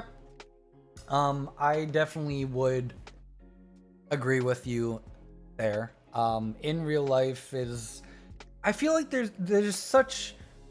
Like, you're not going to have people who go to your well, it's possible. Anything's possible, but I feel like if you're doing something in real life and you're entertaining and you're putting on a show, you're not going to get, like, as much haters. You're not going to get spammed. You're not going to get any form of, like, really within reason, like, hate or anything at all, or hate raids don't exist. And, well, I mean, maybe they do. Like, they're more of a protest, but the extremists will be extremists. But, you know, it just feels... It will feel smoother in real life. Like, we think so much that, like, oh, well, we're in front of all these people and I'm on stage. That's scary. Yeah, but you know how much more terrifying it is to have more opportunity for people to just randomly come at you out of literally... Like a freaking Wonka Vader. Left, right, slant ways, up, down. just coming at you in every angle possible online for any reason because they can, and you're doing it, performing in real life, you're not really gonna get that, or at least not as much as you would online, in my opinion. So I would agree with you. But, you know, emotionally, I think live streaming takes more out of you online. Mentally, it takes more out of you. Physically, I would call that 50-50 a little bit. I mean, mentally, both are actually 50-50 as well. I think it just emotionally is more leaning towards online entertainment. I think mentally and physically are 50-50 actually.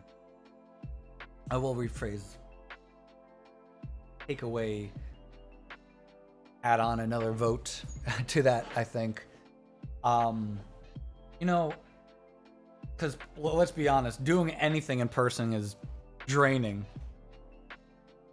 But personally for me, I think online is just so much more difficult. As much as I enjoy doing things like this, I feel the struggle right now as I'm doing it. I don't know what the issue is. It could, I mean, if I had to guess, I would say it's the fact that I'm beyond exhausted.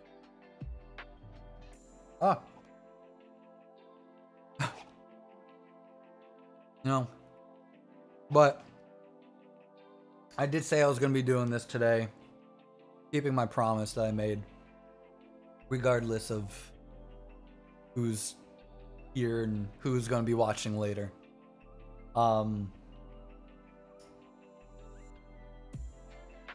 There's something in my eye. While I'm trying to get this eyelash out of my eye. Thanks, Billy. Billy Eyelash. Such a common underused joke. Alright, Kides. Question 2 for you. Why do you think online content creators, in your own personal opinion, why you believe that we focus so heavily and mainly focus so heavily on statistics, analytics to create a form of happiness for ourselves? Do you think it has to do based upon because acceptance? Do you think it has to do mainly because we want money? Just some form of happiness or positive reinforcement? What do you think? And all these questions too, feel free to answer them if you got this far in the live stream. If you decided to watch the VOD technically afterwards. Will there be a recap video of this live stream? I don't know. Guess there's only one way to find out. I may or may not make one. Depends on how I'm feeling. But feel free to answer as well. But once again, why do you think we focus so heavily on statistics and analytics to create happiness? Because you don't see the in real life people behind the screen names. You want a reaction from people, just as in an IRL show. Hearing, smiles, singing along online, you get less reaction. Yes. More reasons why I think online entertainment is brutal. I 100% agree with you on that one as well. It is a sense of letting... It's pretty much like a confirmation to yourself that people care. We need to know that people enjoy us, that people like us, that people like what we're doing. We need that. For some reason, some way, shape, or form, we all crave acceptance. That's what it boils down to. We want to be accepted and we want to be acknowledged. Notice me. Notice me. But, you know, It's yeah, I think it's frustrating, very irritating too, because we fear numbers so heavily, but we depend on the numbers as well, because without numbers, then we're like, oh, no one cares about us. And it does feel that way, and I understand it. I used to feel that way. I used to. Being the key word. I stopped caring after a while because I realized YouTube isn't my life. It's just, I do it for funsies. You know? Just when I have time. Focusing on numbers is craving a read. Yes. Okay. Good. What do you guys think? Who are currently not on the live stream, but still want to get your opinion in there. Let me know in the comments below. Both for any question 1 and 2, and then all the way to question 10. Yes, I have 10 questions to ask you. You think I prepared for a week for nothing? You think this is worthy of a week of notes? For me, it is. Welcome to my mind. Welcome to my brain. It's chaotic, man. ADD is a hell of a drug. All right, question number 3. Do you believe live streaming is just a game to see who is better than who? And by live streaming, obviously, yes, I mean online. Or do you believe there's more to it? It's a very, very controversial question, and it's very vague for a reason. Meant to spark conversation. What do you think? Do you think online conversation is just online conversation? Okay.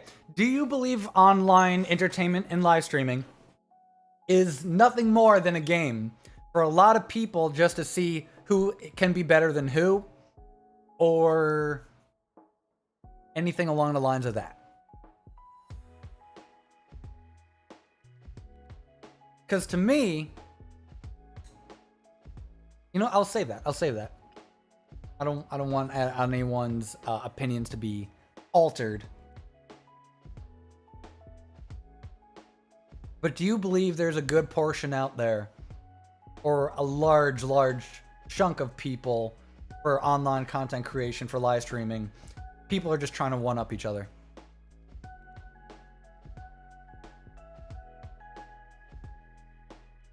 It should be for entertainment. Do you think online entertainment is just as strict as in real life? Do you think there's a battle to see who can be better than who? Or do you believe one's a little bit harsher than the other? Do I think people treat it as a game? Yeah. I don't think it's even friendly competition either. And if they do see it as like an opportunity to one-up other people, it's not a friendly competition. Usually it's not. I've seen a lot of cutthroat on here. Not saying everybody does that, because that's not true. But I have seen it. It's weird. Can't say that you're doing worse than someone else, because someone else could have been doing this for years, and you know, if you're like me and pretty much still trying to get used to this whole thing, you know, obviously they're gonna do better. I got this down flat. I'm still trying to figure out like what the hell I actually want to do with myself the vast majority of the times. But I don't think everybody treats it as a one-up game. I think, do I believe there's a lot of people who do that? Oh yeah, you better believe it. There's a lot of people who compare themselves to other streamers as far as, you know, significance goes in some way. There's other people who don't understand why they're doing the exact same thing as these other people, but they can't get more views and stuff. I'm not the best person to go for that. But what I will say is, don't do what everyone else is doing. Get yourself out of the red ocean. Get yourself into the blue. Stop doing what everyone else is doing. Be unique. Even if it's awkward as all hell like this live stream. I'm doing it because I love it. I love talking entertainment, man. My entire life. But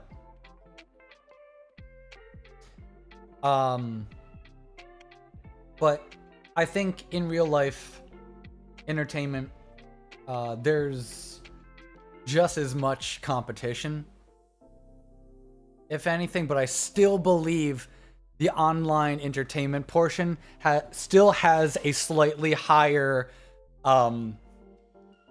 one-up competition kind of feel to it than in real life. But that's just from my perspective. Not that I'm right or wrong, it's just how I see it.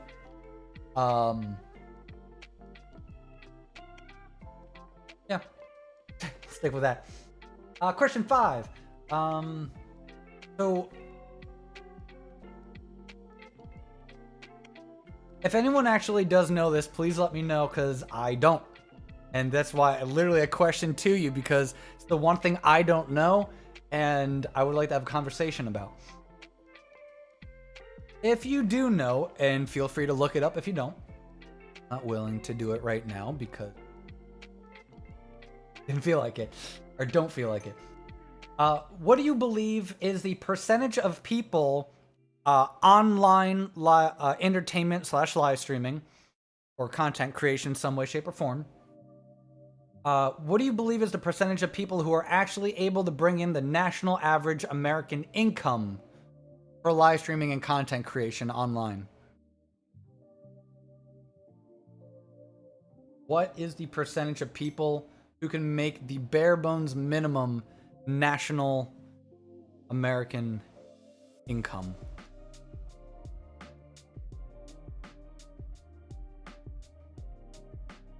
%? Did you look that up, or is that your guess?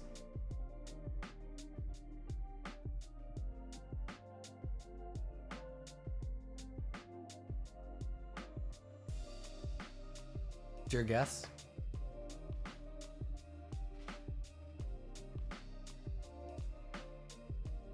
I'm gonna be a hypocrite to myself right now and actually type it in. What is the percentage of live streamers who make the minimum American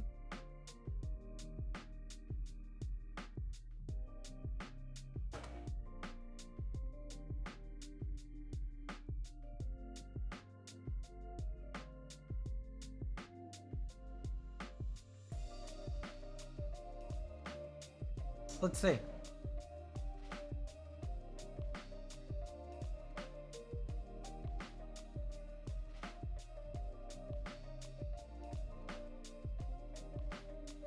don't know how accurate any of these really are. That is the other issue.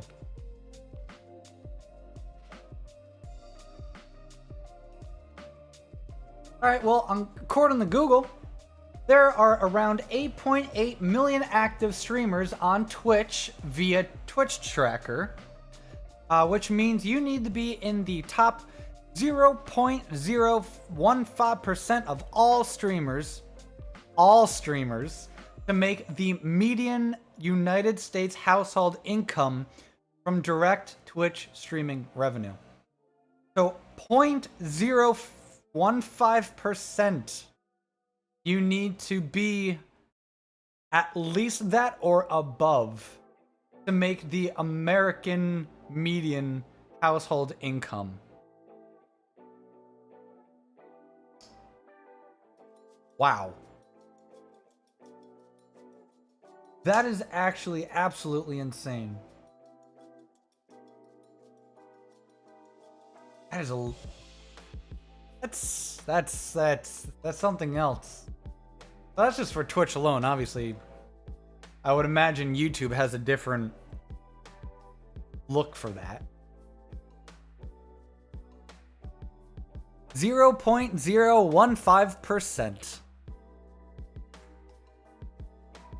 makes the median U.S. household income. Nope.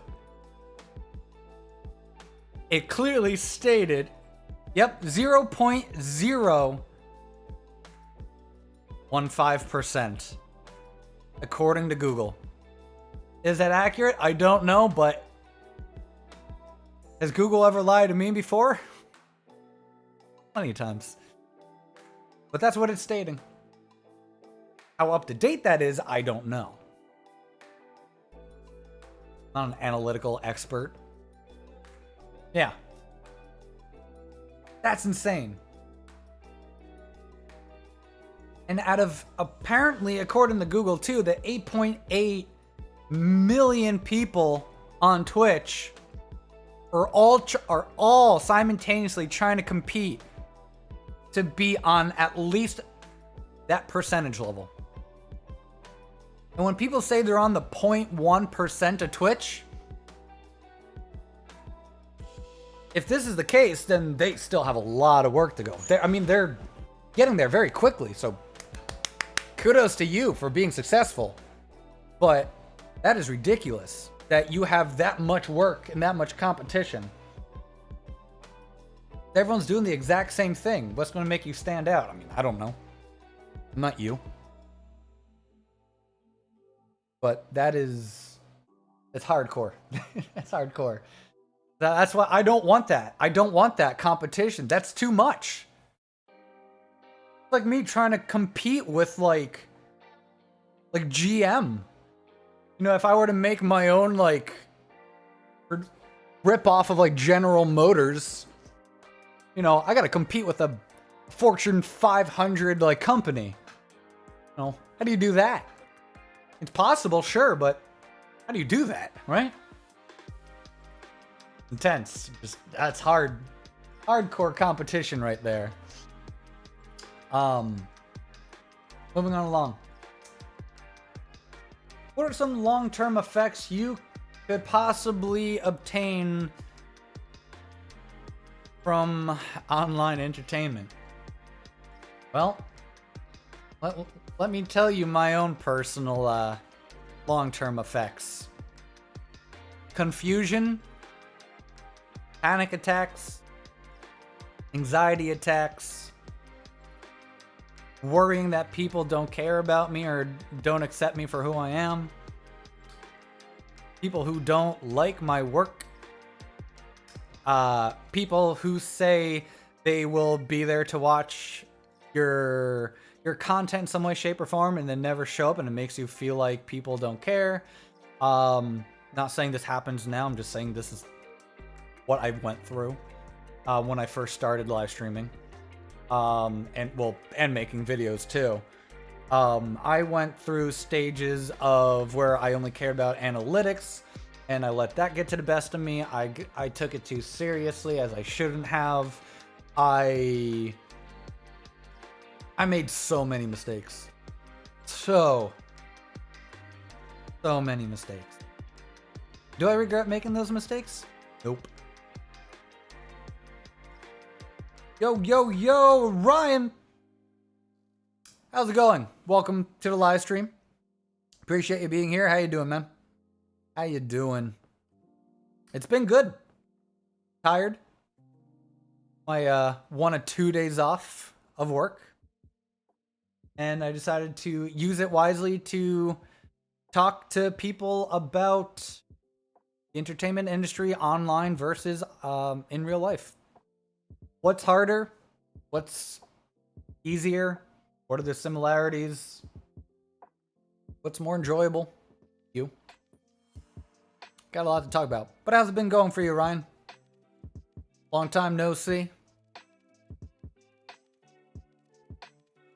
I can relate on being tired. Oh yeah.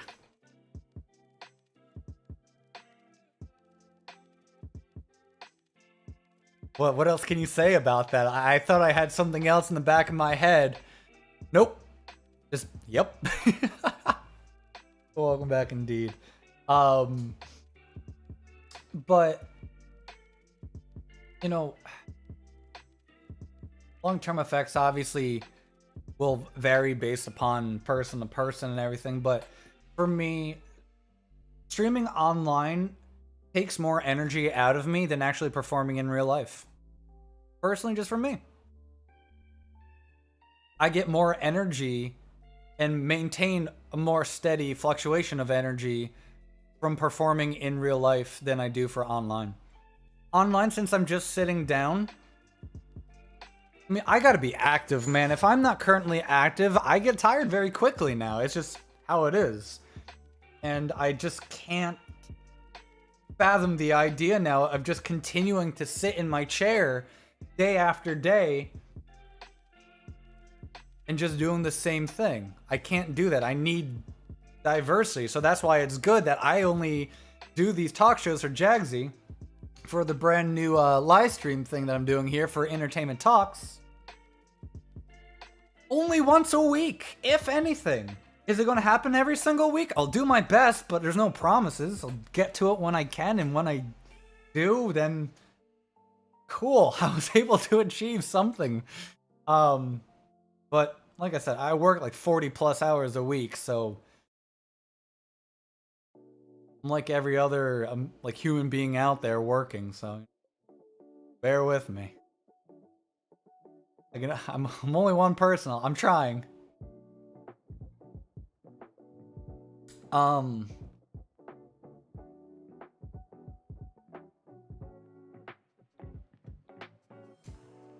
know this kind of went along the lines of one of our previous questions here, but trying to mold it and go more into detail about it. Why do you think so many people go into online live streaming? Do you believe they do it for fun, because they're bored, for connections, community, money, all the above? How do you think that portions out as well? And do you think there's a difference for IRL entertainment as well? For in real life entertainment, do you think people do it for fun because they're bored? Do you think it's for connections? Money because you just want to make something?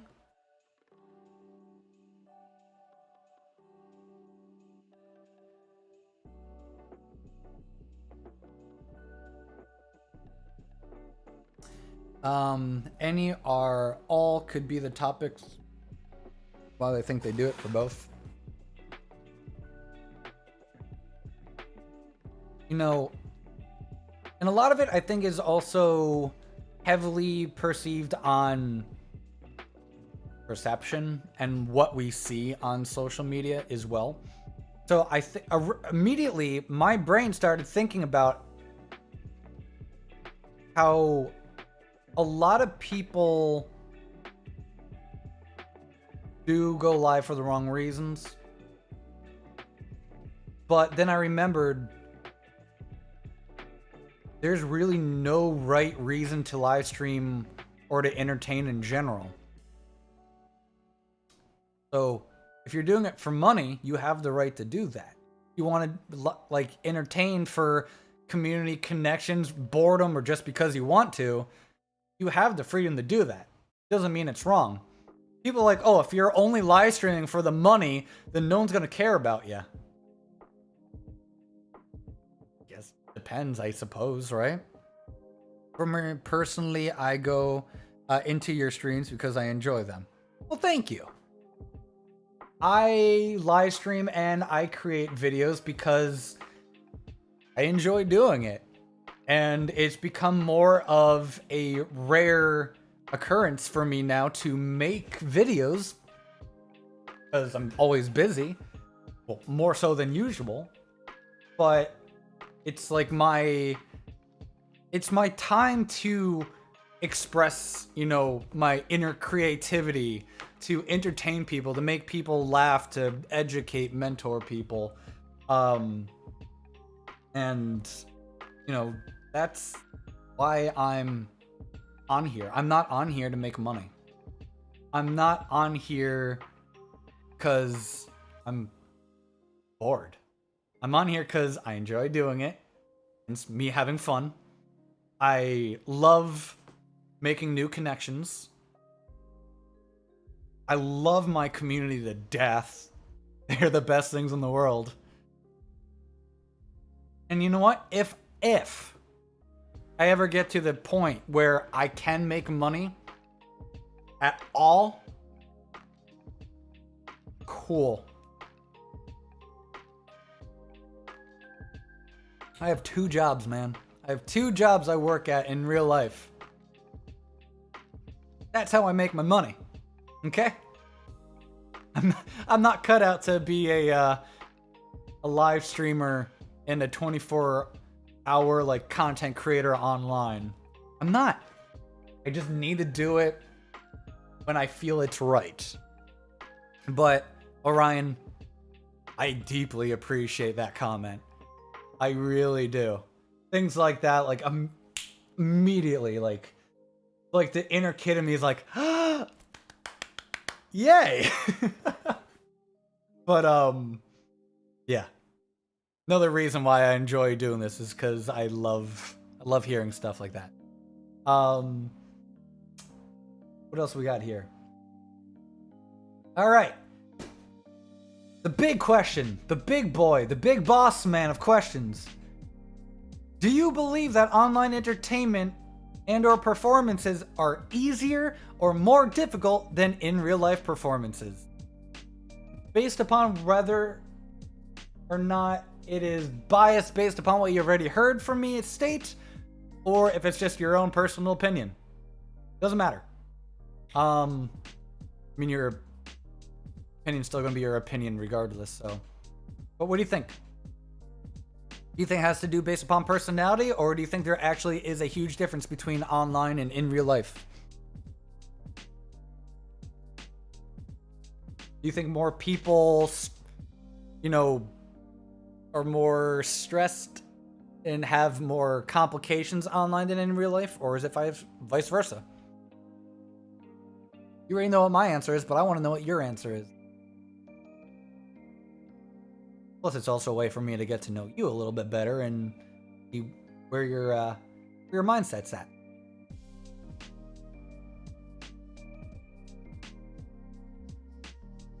And I know it takes a while to type. It's a very, very umbrella-termed question. Oh. What happens?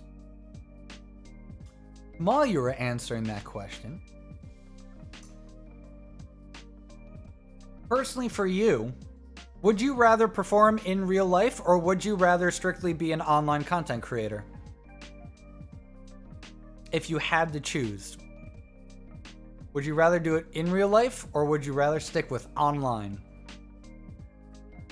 What is easier for you? And why is it easier for you? Well, think about that. Panda cup coffee. My panda's... If you don't answer, my panda will cry tears of coffee.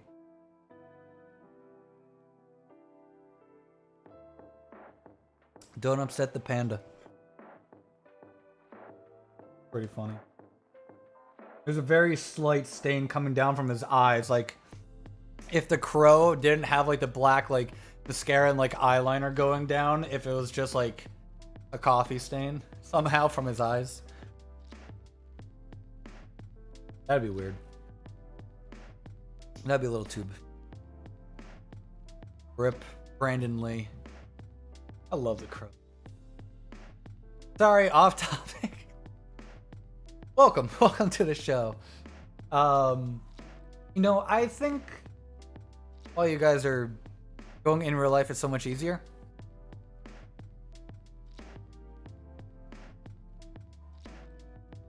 And you know, this isn't all what the live stream for today is going to be about. We are going to have a chill session after this live stream as well.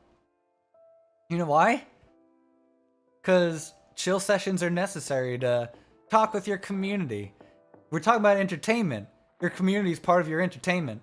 You know why? They keep you going. They keep you engaged.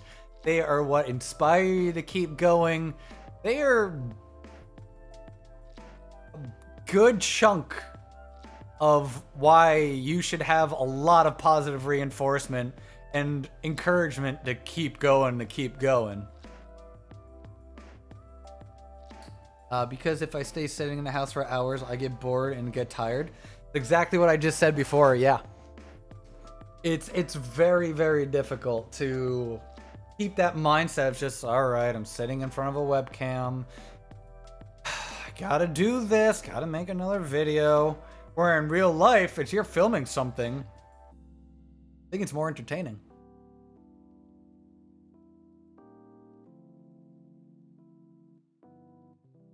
And you know what I was doing to pump myself up before this live stream? I was playing music. And I found some music I really, really like, which you guys will actually hear at the end of this stream. Some brand new music. It is different, unique. As you guys may have seen my my brand new starting soon intro screen, which I'm very proud of and I made today. For anyone who doesn't know what I'm talking about, if you just joined in, this is what it looks like. And it is my starting soon screen. But this is what I made today. And it was quick, it was simple, but it has that old school MTV entertainment feel, and that's what I love. And plus, yes, that actually is my little characters in there. I had an artist make for me. The background, well, so much, but I don't use that for branding or like imaging or like any merch or anything like that, but my merch is mainly just the little characters. But I love the animated intro. Plus I love video editing. So makes sense. You'll see what I mean by the music at the end.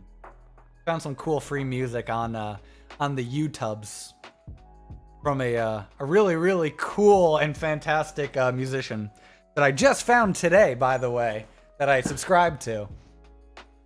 Which, if you want to know who it is, I made sure to credit him in the live stream description. So just type in his name, you'll find his work. That's the kind of style I love, man. But I was doing a lot of singing today, actually, and I'm focusing on a new form of, well, not really new, but reintroducing myself to what feels like a new form of entertainment for me, is relearning how to do a wider variety of vocals. And I am very big into hardcore music. I've been getting even more into like metal. Well, not really metalcore, but I don't know. I don't know how you would describe it. There's too many subgenres. But I'm focusing on trying to teach myself different breathing techniques and everything in how to like scream and stuff like that. I used to do it when I was younger. I used to be in like a lot of post-hardcore bands and stuff like that. And I haven't done it for years, so I want to reintroduce that into my life. And because I want to make new music for a full band, and I want more of a... if I were to create a full band for like all... anything like that, I want a early 2000s like punk emo kind of feel. That's what I'm going for. So that's why I'm teaching myself new techniques, so I can incorporate all of that into my live entertainment when I'm on stage. So I'm always teaching myself new forms of something that's related to the entertainment industry, or once again reintroducing it. So that's how I was pumping myself up. Until I realized that I completely forgot how to do the proper breathing techniques and everything, because it's been years. By years, I think it's already been like 2, 3, maybe 3 years now plus, and not doing any of that for that certain period of time is very not like riding a bike. You can forget. So a lot of practice. It makes perfect. But the one thing I forgot is the fact, since I didn't know how to do the breathing techniques properly, you know, I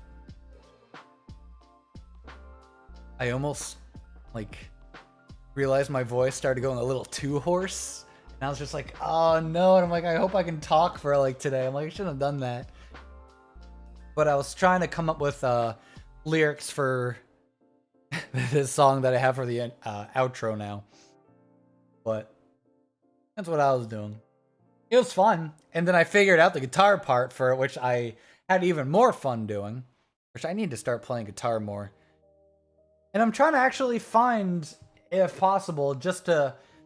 I don't know necessarily about, like, finding a band, but I just want to play music again. Like, really badly. Like, I want to play my guitar, my electric. I want to do all this stuff again.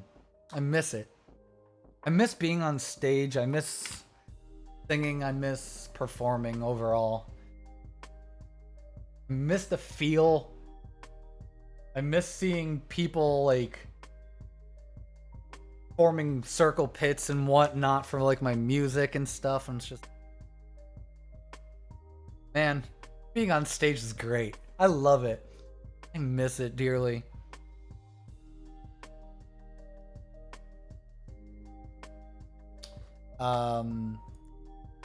Yeah, I don't know if I don't know if Ryan's still here. I have no idea. I guess this is kind of connected with my my hangout, like, free time here, even though it still has to do with entertainment. How long have we been 2 hours and 24 minutes? Actually, that's not bad at all. That's not bad at all.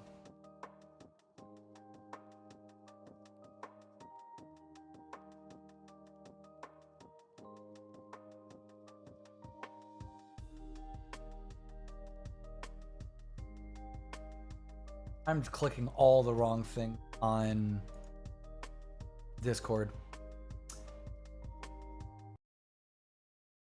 Did we have any other questions here? Here's a good question. Here's my last question for you for today. In your opinion, which of these two have the most amount of diversity, in your opinion, to be able to perform? Do you think you have a wider variety of options to choose from to be able to perform online?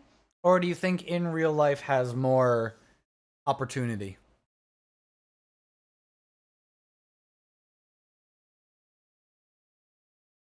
What do you think? I already know my answer. And which one would actually be significantly easier as well.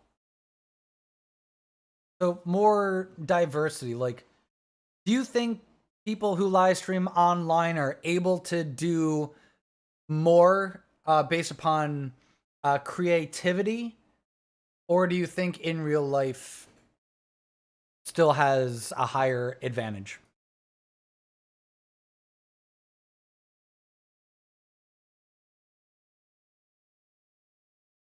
And yes, I am also keeping this vague as well, because I have a lot of opinions on this.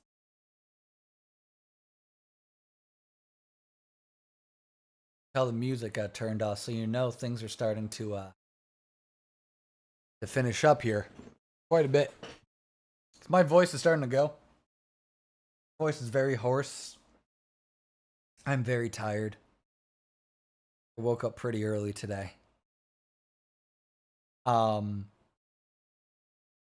But I think this is the one time I will comfortably say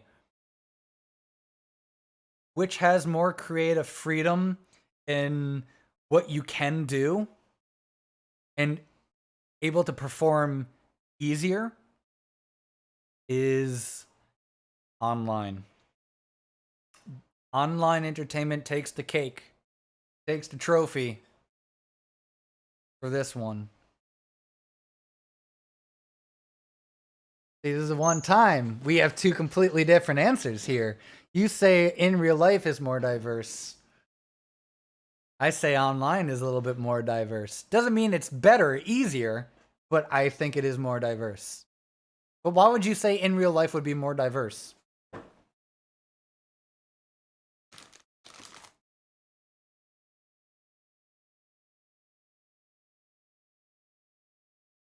What makes it more so?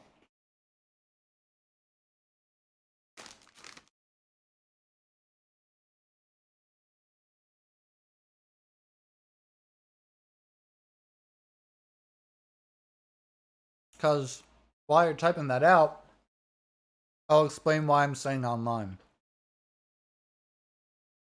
Online, we can play music. Yes, we can also do that in real life.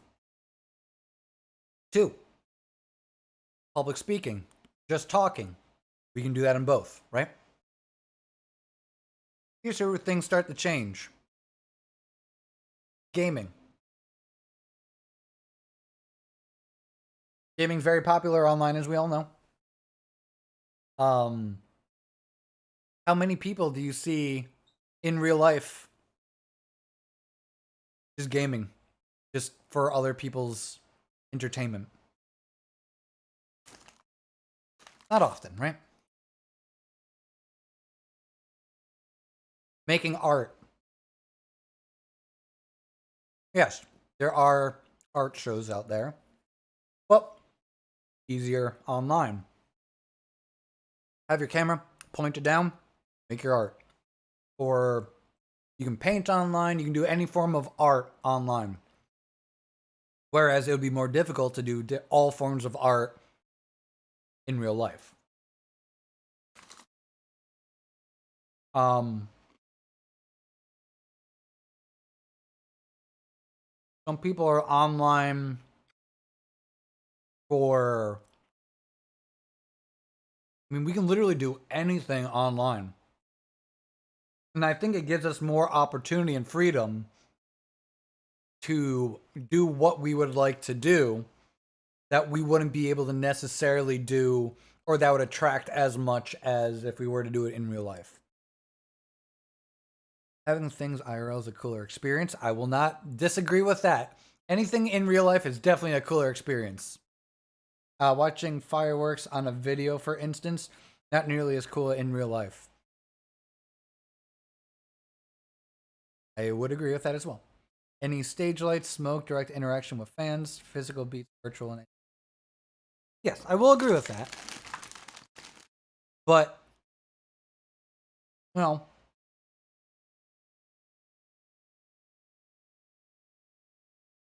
in real life, there's a lot of things we can do, but there's also a lot of things we can't. Right? I think online, there's just more. I mean, that's what...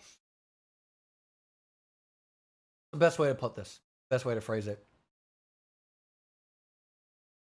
Because of the way things look and seem to be, everything is done online now. Doesn't mean it's better, just everything's online. Pre-recorded or live or whatever. More people are willing to not go out and to be lazy and to just have everything right in front of their faces. Yet again, I know this has to do with personality types as well. However, I do agree with you that in person is significantly better, if applicable. But I still think there's more creative freedom online for different reasons. Seeing things in person will always be better. It will always just be king of all. Because in real life is awesome. Life is awesome, man. Right? I could go out today. It is raining outside. There's colorful leaves on the ground. I can go outside, jump in a pile of leaves, and have the best time of my life. Am I going to do that right now? No. But I could. But you wouldn't be able to do that online now, would you? some things online that don't always work just as well. But once it comes to entertainment and live streaming, at least, obviously online has you beat. Whereas, yes, in real life, things are better. A lot of people would disagree with me. That's fine. That's cool. Neither of us are right or wrong. It's just a matter of literally opinion and biased opinion. Depends if you're an introvert or not. But for someone like me, who loves being outside, who loves adventure, who loves people, and is willing to talk his head off nonstop for any reason given, yeah, much rather be everything in real life. Everything you can do that's pre-recorded or live streaming. Come a little closer. All right. Everything you do online, you're still doing in real life. Okay? You're still doing it in real life.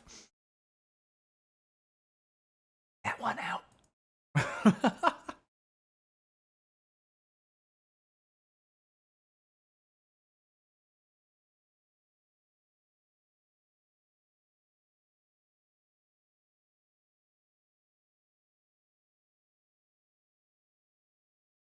No. I mean, sure, you can play a leaf pile simulator all you want. It will never beat the physical motion of jumping into a pile of leaves and enjoying your stupid self.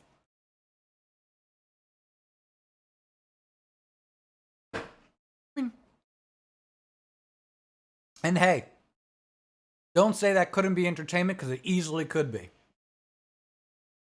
Grab your phone. That's a short, and then it end up being 1 million likes. There, I made you, like, famous. You're welcome. Oh, what's that? You don't have leaves in your state? Move. An obvious choice.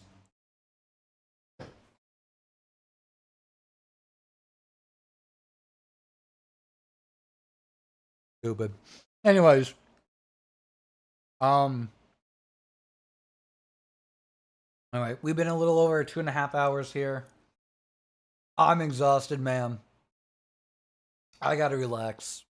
Play chill game something.